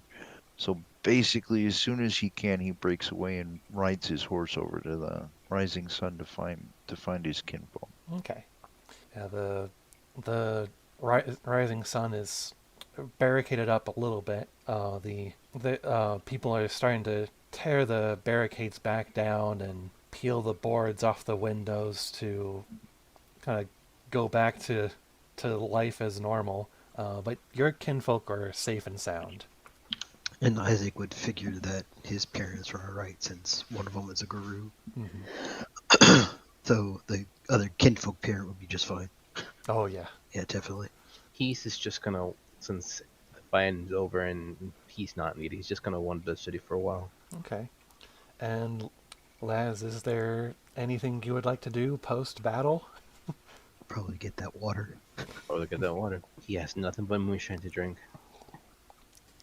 Water does sound good about now. Well, Laz, fortunately for you, the Rising Sun does offer water. Because for some Garu, it's hard for them to get drunk. Well, some of them. But yeah, so as the rest of you are gathering in the Rising Sun, Heath, you're wandering the streets. Is there anything you're looking for, or are you just passing time? He's passing time watching sitting by the pier and watching the water and the boats. Okay. After a while, after Heath is gone for a while, if Isaac and Laz, I mean, if they go to the Rising Sun as well, they'll all meet up. Adrian asks Isaac if he can send the owl out to get Heath to come here so we can all he'll buy them all dinner because probably nothing was made since everybody was fighting zombies anyway. Damn good. Yeah, he would do that. You know, on a damn home cooked meal after being away for so damn long would be pretty damn nice. Yeah, he would send it out to collect Heath. So it'll look like a what would it look like this time? Maybe a screech owl, maybe a barn owl, one of the two. You can change shapes. It's just an owl spirit. Hoot, hoot. But I think he's seen it before, so he would know what it looks like and know what it is. I can see Yes. the scene now. The owl comes over and goes, "Who? Who?" Zess looks at it and goes, "Who, what?" The bird Hoot. goes, "Go to the goddamn bar, motherfucker." It flies off. Yeah, he can't talk. Zess just standing there. Did that bird just call me a motherfucker? What's a motherfucker? There's only one person who would call me a motherfucker. Go to the goddamn bar, motherfucker. So after he gets the lovely message and resisting the urge to smack the owl spirit with the nearest object, he heads his way into the to the rising sun to meet up with the others. Of All right. course, the first thing to ask when he gets there is, "Are you okay?" And then if he needs to talk about it or anything, he's got a room. All of them have a room at Adrian's house as long as the house is still standing. So it's a safe place to talk and that kind of stuff. And if they need to, anybody can. It's fine. But other than that, they're going to eat dinner. He's gonna respond to the first question. He says, "Yes, I'm fine, and no, I don't have to talk about anything, but thank you." Okay. Yeah, I thought you guys did pretty good out there. We all kept a cool head for the most part. And he fell in love and then abandoned his love to die in a horribly fiery railroad crash. And She deserved it. It's okay. she deserved it, so it's okay. And hey, who knows? Maybe when things calm down a bit, they'll remember that hopefully spirits were sent by White Eagle and we can be town heroes or something. So you think we passed our tests? Well, it's not really a test. It's for a deed name. I mean, the deed name is really important to us because it kind of tells everybody who we are. It's a descriptive name to tell each other what kind of guy you are. Take William, the guy over at the church. You need a person to hold the goddamn door. He's the one to do it. And we all know this because that's his name. See, So it's not really a test, but I can tell you we did better than they ever imagined we'd do. you said we found a group that they haven't had contact with a long time, right? Years. Um, the leadership of the Cairn prior to this was not very fair to the indigenous people of the land.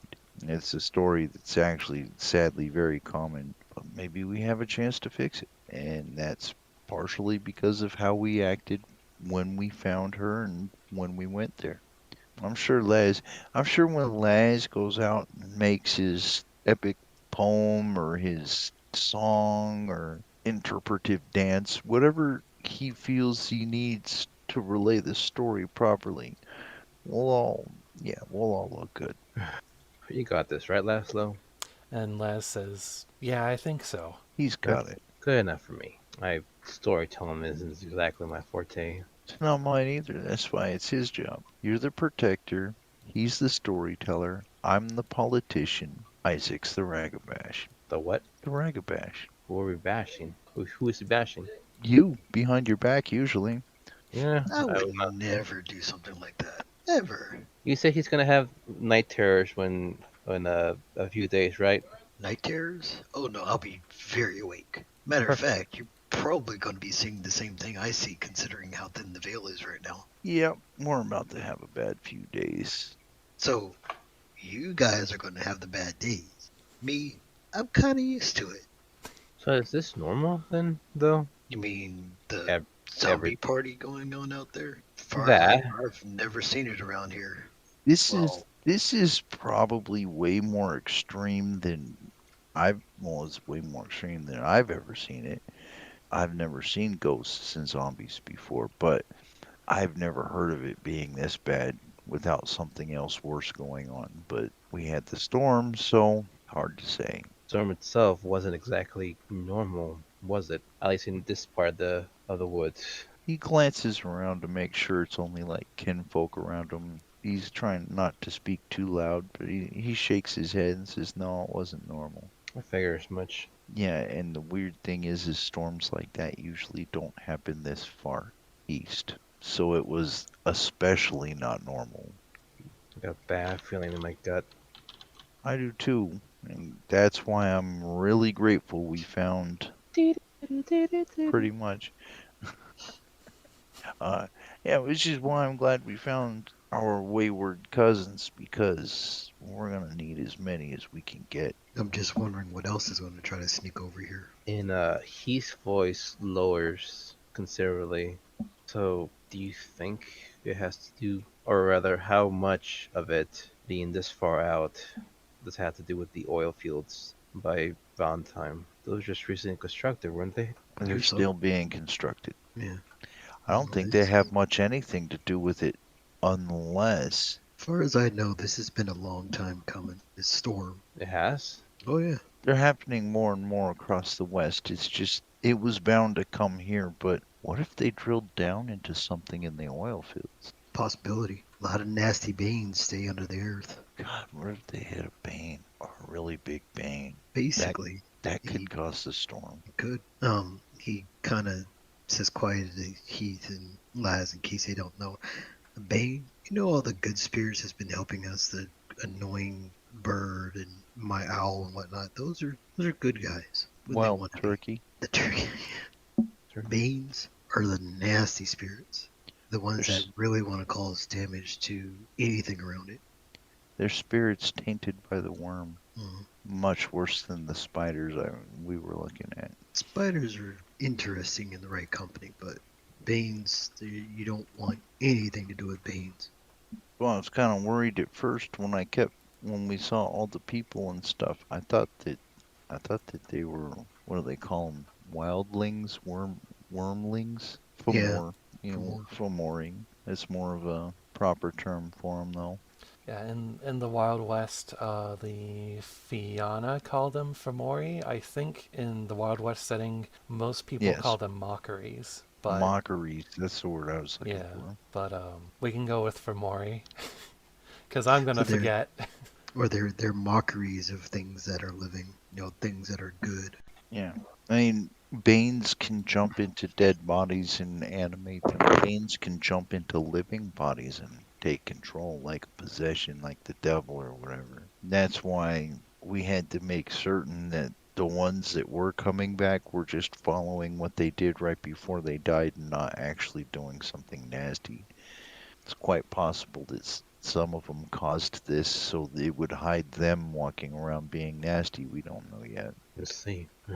So, what now, Adrian? Well, we can either try and hunt down the Sept Elder, or we can just wait till tomorrow to. She might want the news.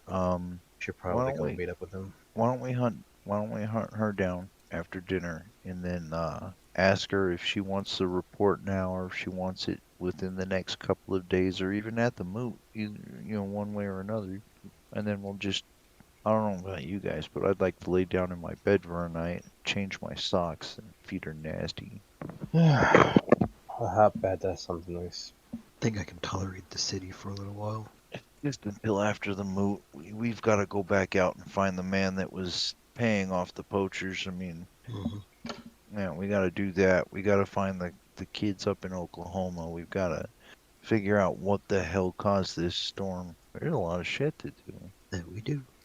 All right, so as you guys finish up dinner, unless one of you wants to speak up about something in particular, yeah, as you finish up dinner, the as you finish up dinner, the initial celebration starts to die down a bit after everyone's had a few drinks and made a few brags about how many zombies they killed and all the cool kills they did. You do see some of the sept elders. They kind of come and go, making sure everything's doing okay everywhere. And so you guys have basically a full day to relax or take care of any like downtime errands before the moot officially starts. So I don't. So Heath, you have heard rumors about one of your cousins coming to visit the city for the moot. Your visiting cousin is named Hans Stockhausen.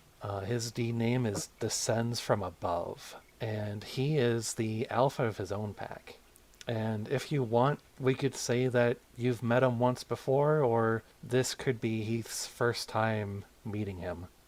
But this this cousin is the way I wanted to do it is this cousin is basically Heath's mentor. So if Heath ever needs help with anything or advice, he can find him and probably get some input from a more experienced Garu. Okay. But yeah, you've heard he's in the city, and he is also an Adrian, which is, uh, if I remember right, third or fourth rank, I think. Rank. I think it's third, yeah. Third. Okay. Hold on, let me check your character sheet really quick. I might have gotten my ranks mixed up. Mentor. Yeah. So he's Adrian. So he's third rank. So he's more experienced than Isaac or Adrian.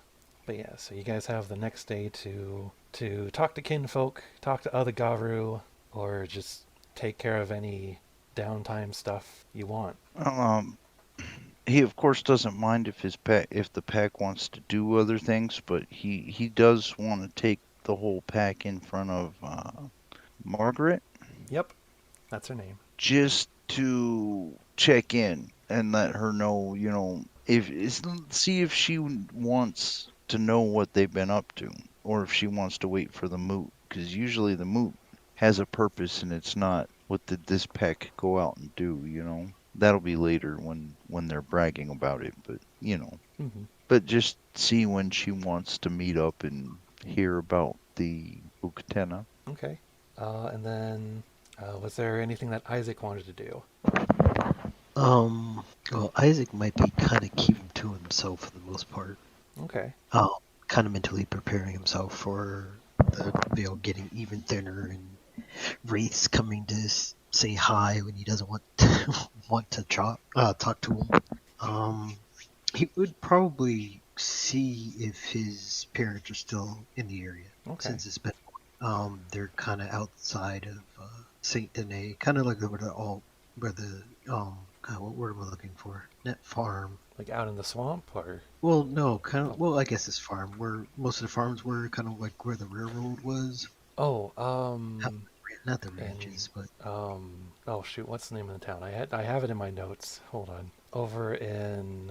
like right outside of Saint Denis. Actually, right on the edge of Saint Denis. If you could just ride past the churches and just head right to the poor part of town, and then you get over to where the train station is. So. Oh, okay. Like, so still kind of in the city, or are you thinking of like the next town over in Rhodes? No, it's just kind of in the city, like right along the edge of it. Oh, okay.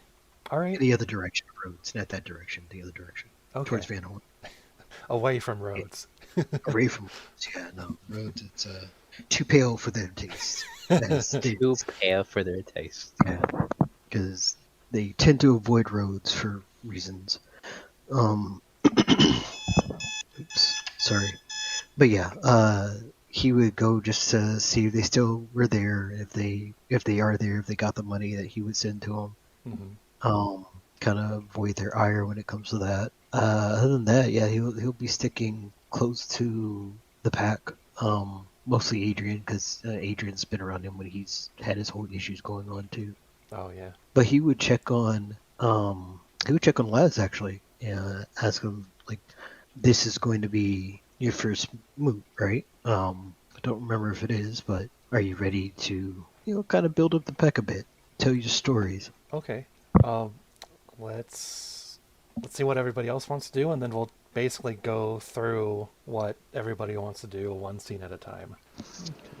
So Zest, did you want to do anything in particular? After they meet up with Margaret Mhm. and the whole like check-in, he tells the other that he's gonna disappear for a bit, but he'll be back in the afternoon, and he's gonna go search for Hans. Okay. And then, Laz, is there anything you would like to do? Would you like to hang out with your kinfolk, or talk to Myrtle, or hang out with the pack? Tell Isaac when he asks that I plan on checking in with Myrtle, and will the boasting be me alone, or can I do it with Myrtle?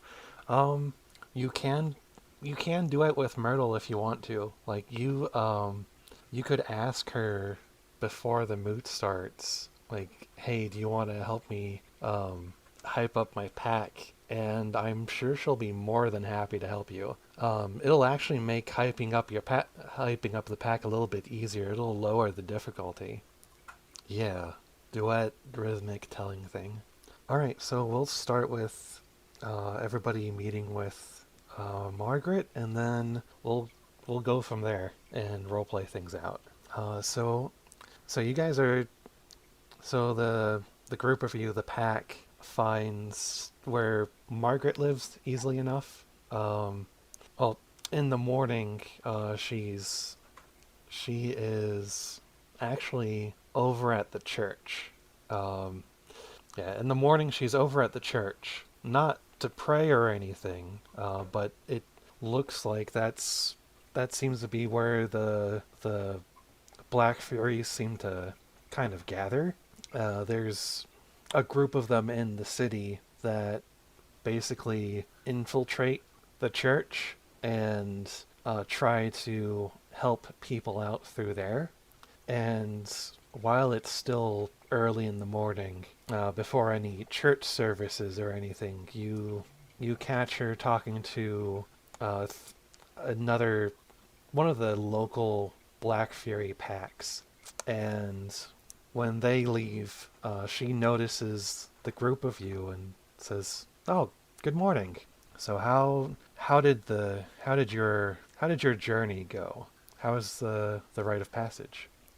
Um, we're kind of still working on the rite of passage. It's not quite done yet, but we got some information that we felt we needed to come home and tell you about, as well as make it to the moot. So after the moot, we will be heading out again. Sorry about that. The cats are going through climbing over a paper bag. No, that's all right. And Margaret says, "You have information? What about?" Long story short, we went out, put our feelers out asking about the poachers. I asked Cara to go into the Umbra and ask the spirits, see what the spirits had to say. A crow spirit led us to a newly killed bison spirit, and when we popped out of the Umbra, we found a newly shifted lupus born Uktena cub that had no idea what she was doing. And She you see her expression change to surprise as she waits for you to continue the story. she had already killed all the poachers that we were on the tail of. So I decided to change the mission, and she didn't know her name was Melting Snow. She didn't quite know how to get home. So Isaac and the rest of the pack and I had a conversation. We figured this is where it would be, so we went in that direction with her. And when we felt that we were close enough, we called out and were able to get invited to the Uktena cairn because we had rescued and brought the granddaughter of the cairn elder back to her people. Wow, that's big. We thought it would be. We stayed there, we helped them for a little bit. If we can find a way to set up medication, because the forts are stealing all the medication, they're not getting any help from anybody. We also have a line on a boarding school where all of their children might be. They sent a pack out to go rescue their children because there are none there at the cairn, and that pack never came back. We would like to help them further, but we also know that we have to stay on to the poachers. We have a line on a person who's trying to hire the poachers, so we still have to go out and take care of that as well. And Margaret nods and she says, I would like, this is great news that you have made contact with the Uktena again.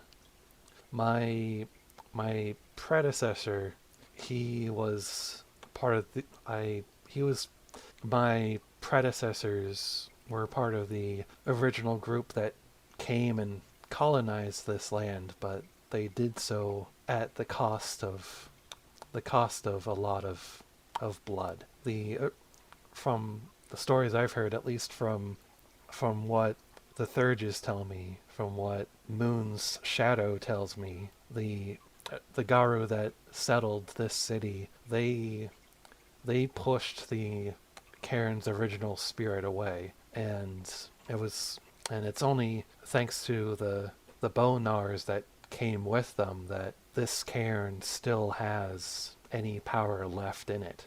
They were able to convince they were able to convince a rat spirit to their they were able to convince Rat to take residence here and help settle this land. And as you know, the Bonars care very much for their community, and the city has prospered for it. But since then, the Garo native to this part of the country have kept to themselves and hidden themselves away in fear of, well, maybe not in fear, but to protect themselves from us. No, there was fear. We talked. I spoke to the elder. I know I took a big leap doing that, but I couldn't risk them thinking that we kidnapped her. We had to take her home. And then, of course, once you get there, if they say, "Do you want to talk to the elder?" I'm not gonna. Of course, I'm gonna talk to the elder. You know, we were very respectable. We helped them out, and he's gonna give her further information, like what their views are on the litany, all the politics stuff, any promises that he told them, or any help that they needed. He's gonna pass that along. All the details. He like gives her a list almost. He's not the hype man. He's just the facts man. He is telling her facts. And as you start listing out the facts, she's like, "Hold on a moment," and she pulls out a notebook and starts like scribbling the information down. And on top of that, she says, I know the leader of their kinfolk's chieftain has often come to the city trying to get help for the reservation. I'll have my people talk to their people, and maybe when this messenger spirit arrives, we'll start communicating, and perhaps I can negotiate a moon bridge. Perhaps. And if you ever invite them over for dinner, don't serve turkey. She pauses for a moment and then nods and says, I'll keep that in mind." And It's the spirit of their cairn. They cannot eat turkey. all right, I will absolutely remember that. Yeah. If we're gonna do it, we're gonna do it all on the right foot. We do not want to get them angry. And like I said, with your permission, of course, we as a pack had talked about it, and we would like to go up to Oklahoma and help them with their children. Of course, I give you permission to do so. I would just exercise caution because this is a very complicated situation, and Of course. the smallest mistake could have the government, if not the entire army, either retaliate or be all over us. Yeah. It's not going to be easy, but I'm going to figure out some way we can help them. And when the time comes for the stone to be found for the moon bridge, I will keep your pack in mind for the spirit quest. We'd appreciate it. And she nods and says, I appreciate you telling me all of this before the moot. It's I know it's an easy, cheap way to make my pack seem like we're awesome, but I would much rather not blindside you on such a very important thing. This is not the kind of thing we need to keep to ourselves until everybody can hear. I think we laid pretty good groundwork. It's going to be a while before these people, most of them are lupus born, by the way. It'll be a while before a lot of these guru will trust us, but if we play our cards right, I think they will. I know our sept is a mix of Hamid and lupus born, so I'll see if perhaps our master of the howl and some of I'll see if our Master of the Howl, he's a lupus stargazer. I'll see if he and perhaps some of our lupus Black Furies would like to open negotiations or start some kind of dialogue or relationship with their lupus. Okay, good, good.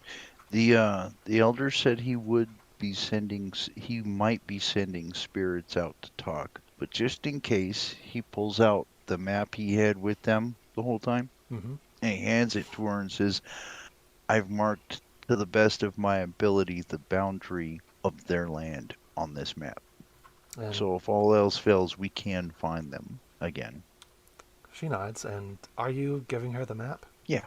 Okay. Yeah, she'll take the map and fold it up, and she says, "All right, thank you. Um, yeah, thank you for not blindsiding me on this. I really appreciate it." Oh, you're quite welcome. And And well, you look like you needed some good news. yes, I sure did. Is there anything else any of you need from me? Strong whiskey would be nice. Well, we've Strong got whiskey's at my house. that at the Rising Sun too. Okay, that's pretty much it then. That's good for me. All right, well, you four have a nice day, and I'll see you tomorrow at the moat. He All gives her a right. bit of a salute, turns around and walks off, and tells the guys, "Look, hang out. Don't hang out. Do something. Don't do something. You can do what you guys want. You don't have to stay attached to me." As of course Isaac already knows this. He's like, "Hang out about unless you want to come back to the house earlier, which is fine. About 30 minutes before the moot, an hour before the moot, maybe we should meet up and arrive there together. That's about all we'd have to do as a pack. I'm sure you all have personal business you'd like to take care of and mentors you'd like to talk to, parents you'd like to visit. I'll just be at my house spending time with my kinfolk." All right. Well, if I'm not needed, then I'll be going. I'll back in the evening. "Sure. Take your time, whatever you need to do, man." And he just walks away from the group. Okay. So I think we'll go Isaac, Heath, and then we'll go with Laz, and we'll go in that order. I think Isaac was gonna ask Laz something. Oh, just if he was prepared for the moot. But I think he had a question about that, but I think that was answered already though. Just basically checking up on, make sure he's not too nervous about speaking up about the pack and whatnot. Okay, yeah, and Laz says he's planning on checking in with his mentor Myrtle and probably planning a duet performance. Okay. All right, and then you head over to the northern outskirts of the city, in the poorer side of town, not too far away from the local Asian community of the city, which I'd say is where the master of the howl does prefer to stick around by since he is a stargazer. And you said you want Isaac to meet with his parents? Yeah, just to make sure they're all right, and if they're even there, because he doesn't know if they're still living at the outskirts of Saint Denis or not. Okay. If they are, he's just checking in. Okay. I was actually gonna say that they still live there. With the whole situation with the storm and the dead coming up, I'd say both the kinfolk and Garu are there. I don't think we talked about what their names are. No, not too much. I still gotta finish writing up everything for you. Alright, that's... It's just been really freaking busy. Oh yeah, I can imagine. Yeah. But yeah, No. they're both doing okay. Yeah, he wouldn't stay too long. They already know how he is anyway. Okay, and then was there anything else? Well, nothing else I can think of. Just make sure he has his supplies, his saddlebags filled. Okay, yeah. But he hasn't been doing much since he's been traveling, so they're all prepared. Yeah, he wouldn't have anything else much to do except just kind of mentally prepare himself the next couple of days. Oh yeah, yeah. Okay. Yeah. All right, and then Heath, you are wandering around the city or searching for Hans. Yes. All right. So let's see. All right. So eventually you do find Hans right as you're kind of walking through downtown and you pass by the rising sun. Is this Heath's first time meeting Hans, or have they met before? This will be the first time The first meeting time. him. Okay. So you've probably got a general description, and he's got a general description of you. Yes. All right. Yeah, as you pass by the rising sun, you hear a voice call out to you and say, "Heath." He turns around and looks. He assumes to be Hans, and he lets out a sigh and says, "So, we finally meet." And Hans, he's this big, burly guy, blonde hair, blue eyes, like straight from Germany, more or less. Like, um, if you've seen Full Metal Alchemist, Mhm. Major Armstrong, that's basically Hans. Ah, okay. Like, big, muscular guy. And after you speak, he just gives you a big grin and says, "Yes, finally we have a chance to meet." And he he doesn't come in for a hug, though it looks like he really wants to. And he says, "It's always good to meet another member of the family." And he grabs your hand in this kind of tight grip of a handshake, and his other hand reaches over to slap your shoulder. And he's strong. Oh, God. You're very enthusiastic, aren't you? Like us silver fangs need to stick together. You know, I was I was glad when I heard I had a another cousin down here, but then I heard he was an Arun same as and I dropped everything to come here. You know, me and my pack. Look, I can we talk inside the rain sun? I don't feel comfortable talking out here. Oh, right, of course. I forget myself. It's it was a long trip from up north. I forgive me. And he walks inside with you, and there's four other people sitting around the table, and Hans steps over to them for a moment and says, "Give me a few minutes to talk with my cousin here." And they all nod, and he pulls you aside to a table that's a little more private, and like he says, "Do you want me to get you a drink?" And he shakes his head. It's like, No.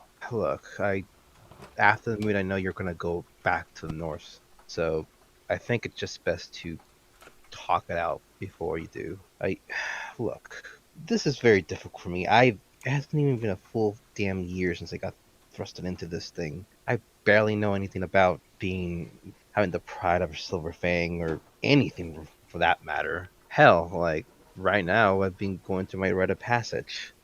Look, I came here to ask you something specifically, since you've been doing this longer than I have. Yeah. I'm sorry, could you repeat that? Oh, I came to ask you something specifically, Hans. Well, of And course, I whatever I can help with. look, I'm not from Saint Denis normally. Hell, I bought a ranch outside into the Heartland Plains to get away from people. I was just a merchant, a hunter. I sold and clawed my way out of fucking poverty for God's sakes. And now that this happened, now that I'm a silver fang apparently, I have to learn all these customs and I'm assuming that judging from what the damn others tell me, that I'm supposed to take charge and be an alpha at some point, or something along those lines. But that doesn't.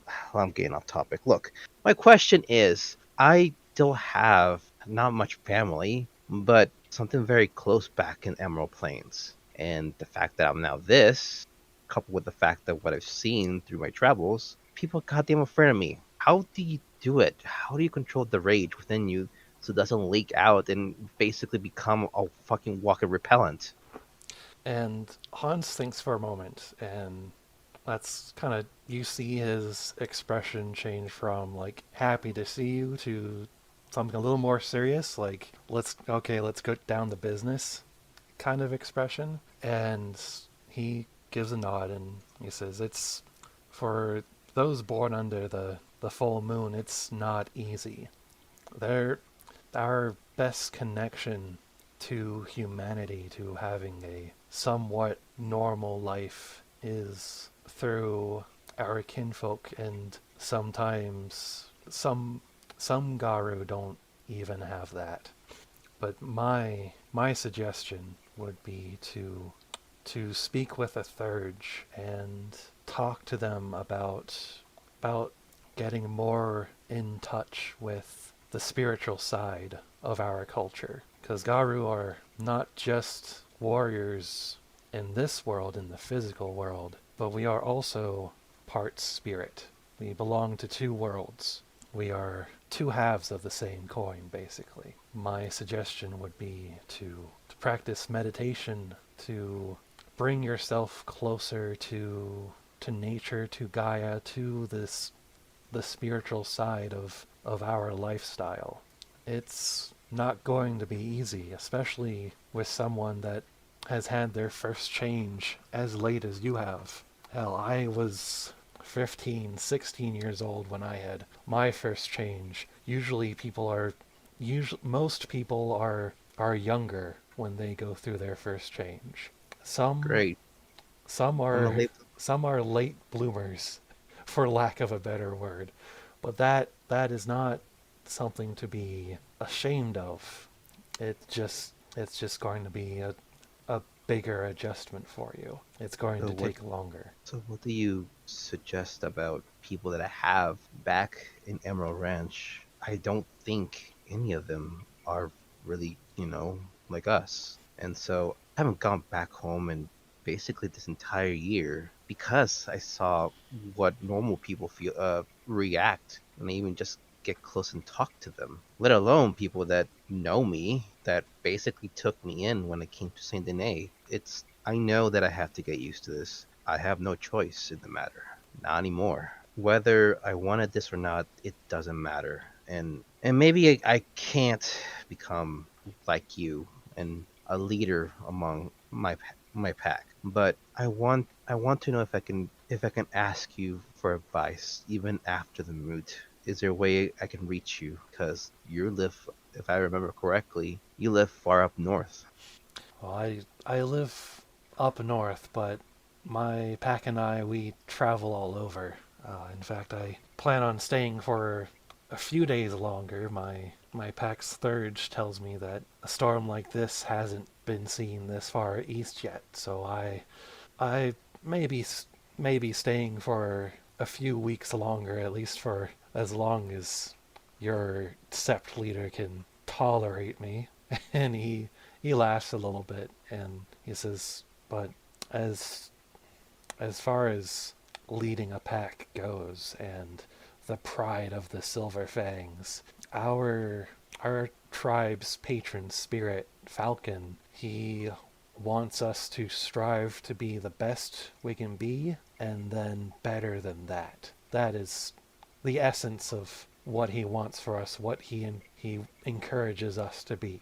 So you don't have to lead a pack. You just have to be the best that you can be and strive beyond that. As in Arun, you will be in charge of being on the front lines of every battle to protect the other members of your pack.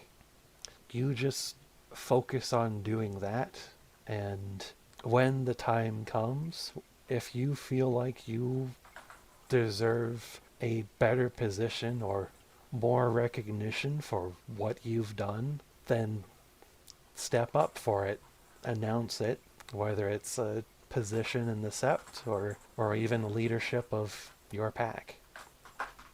All things come in good time. And as for your ranch, well, I perhaps we can find out if any kinfolk live on your ranch. Some humans don't know that they are kinfolk, which, from what I've heard, that was your situation. And And my folks never told me about, and he makes a hand gesture. This. Hell, they weren't even alive that long to begin with. I've been scrounging myself up since when you turned, to be being honest. Well, So, the history of the Silver Fang and Garo and all this, it's still overwhelming. But I have three idiots that I think I can rely on. If not, getting stabbed in the back or something. I don't know. You know how the others are. They tell me advice that I need to take, and I don't listen to half of it. So I'm willing to trust them to a fault.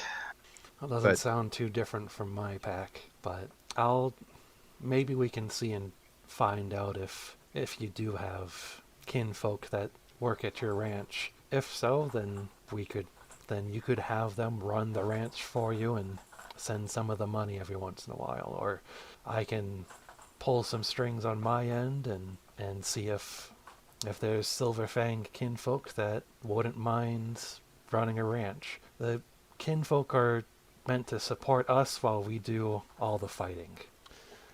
And that there are Garu that run ranches and their own businesses. I've met a few iron riders that run their own rail. I've met a few iron riders that run their own railroad lines. So it's not impossible. okay. And he takes a big breath, and then he just makes a sound. He eh! and slaps his both his cheeks. Okay, I needed to let that out, but I didn't want to tell the others. Thanks, Hans. Of He, course, and just remember that your pack is your pack is there for you. They once your alpha finds a patron spirit for your pack, you will be as close as family. And if you play your cards right, you will basically be a second family together. If not related by blood, but bonded together uh, on a spiritual level. So don't be afraid to talk to them if you need to. But I'm also here if you need some advice. family, huh? I'll keep that in mind. Thanks, Hans. Wish You're welcome, Heath. wish I could have known you earlier, but that doesn't matter. What So what matters is we know each other now. And he yeah, laughs. yeah. So to make up for my childish questions, how about a round of drink on me for you and your pack? Oh, they're hardly childish questions. They're good questions. Those are the kinds of questions that need to be asked. But yeah, I'll take the drinks. and and then he slams his fist on the table and yells out, "A round of drinks for my cousin and his pack." And the four other members of Hans's pack, they all cheer and head for the bar. And you guys, have a round of drinks and just a general good time. And then, is there anything else you would like to do for Heath? Once after like a few hours pass, he's just gonna head back to the to Adrian's house as promised. Okay. All right, Laz. Laz, you're walking down through the poorer side of town. I believe you said you wanted to. Yeah, You're walking down the poorer side of town. You might maybe catch a glimpse of Isaac heading on his way back to Adrian's house, but you find Myrtle hanging out with her pack. Let's see. Yeah, you find Myrtle hanging out with her pack. They call themselves the Bone Pickers, and they're hanging out with some of the homeless and some of the other kinfolk. And Myrtle sees you and waves and heads over to you and says, "Hey, Laz, how have you been? How was your trip? I didn't get a chance to ask you while we were in the sewers." And Laz says, "Been well enough, but the trip back here was highly eventful." And Myrtle nods and says, "Yeah, I heard about what happened on the train, but yeah, I heard about what happened on the train. I'm glad you're okay. Oh, did you find your deed name yet? I have a feeling you have a good story. I've heard a few rumors. Not sure about a deed name, but I got a good bit of stories to tell, I'd say. And Myrtle nods as she listens, and she says, well, our tribe isn't really stingy on deed names. I mean, I there's a another Bonar. You've probably met him, Paul. His deed name is Shotgun Special, and oh, that's a good story. He and his pack were crashing a vampire party here in the city. I think it was a few years back. I think maybe your pack alpha and your silent strider friend were probably involved with that, but Shotgun Special, he dressed up as a waiter, rolled out a food cart to this table full of vampires, and said, tonight's special is, and he lifted up the lid and said, shotgun, and blasted their face and blew them away with a few blasts of lead. It's a better story when he tells it. And she laughs a little bit. Whoa, brazen. Oh yeah, it sure was. He's got a lot of guts.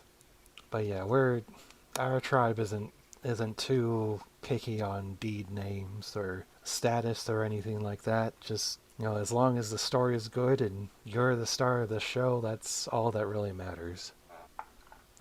And then Laz says, speaking of the show, I wanted to go over the performance. Was thinking I'd tell the highlights through a theatrical poem, and we bounce the lines back and forth in a sort of duet. Yeah, Myrtle thinks about it for a moment, and she says, yeah, that sounds like a good plan.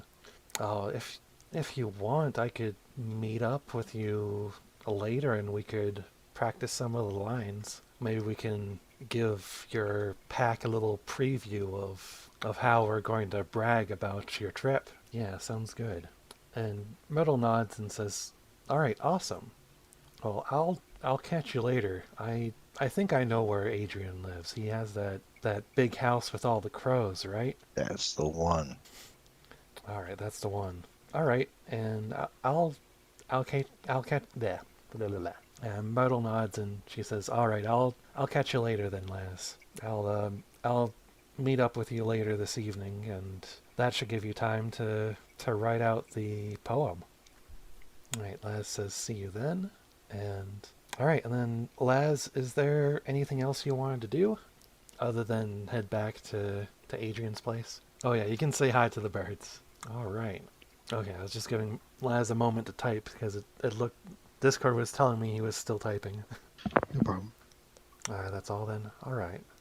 Alright, so as all of you regroup back at Adrian's house, Myrtle does come by later that evening to go over the performance with Laz, and the three of you do have the option of of being like a test audience if you wish to. Sure, Isaac wouldn't mind listening. Yeah. Yeah, listen in. Okay, yeah, it's a few rehearsals as Myrtle is giving Laz a few tips on how to kind of how to do a good telling of a story, and just basically going over the procedure of the rite, since it is a ritual in itself.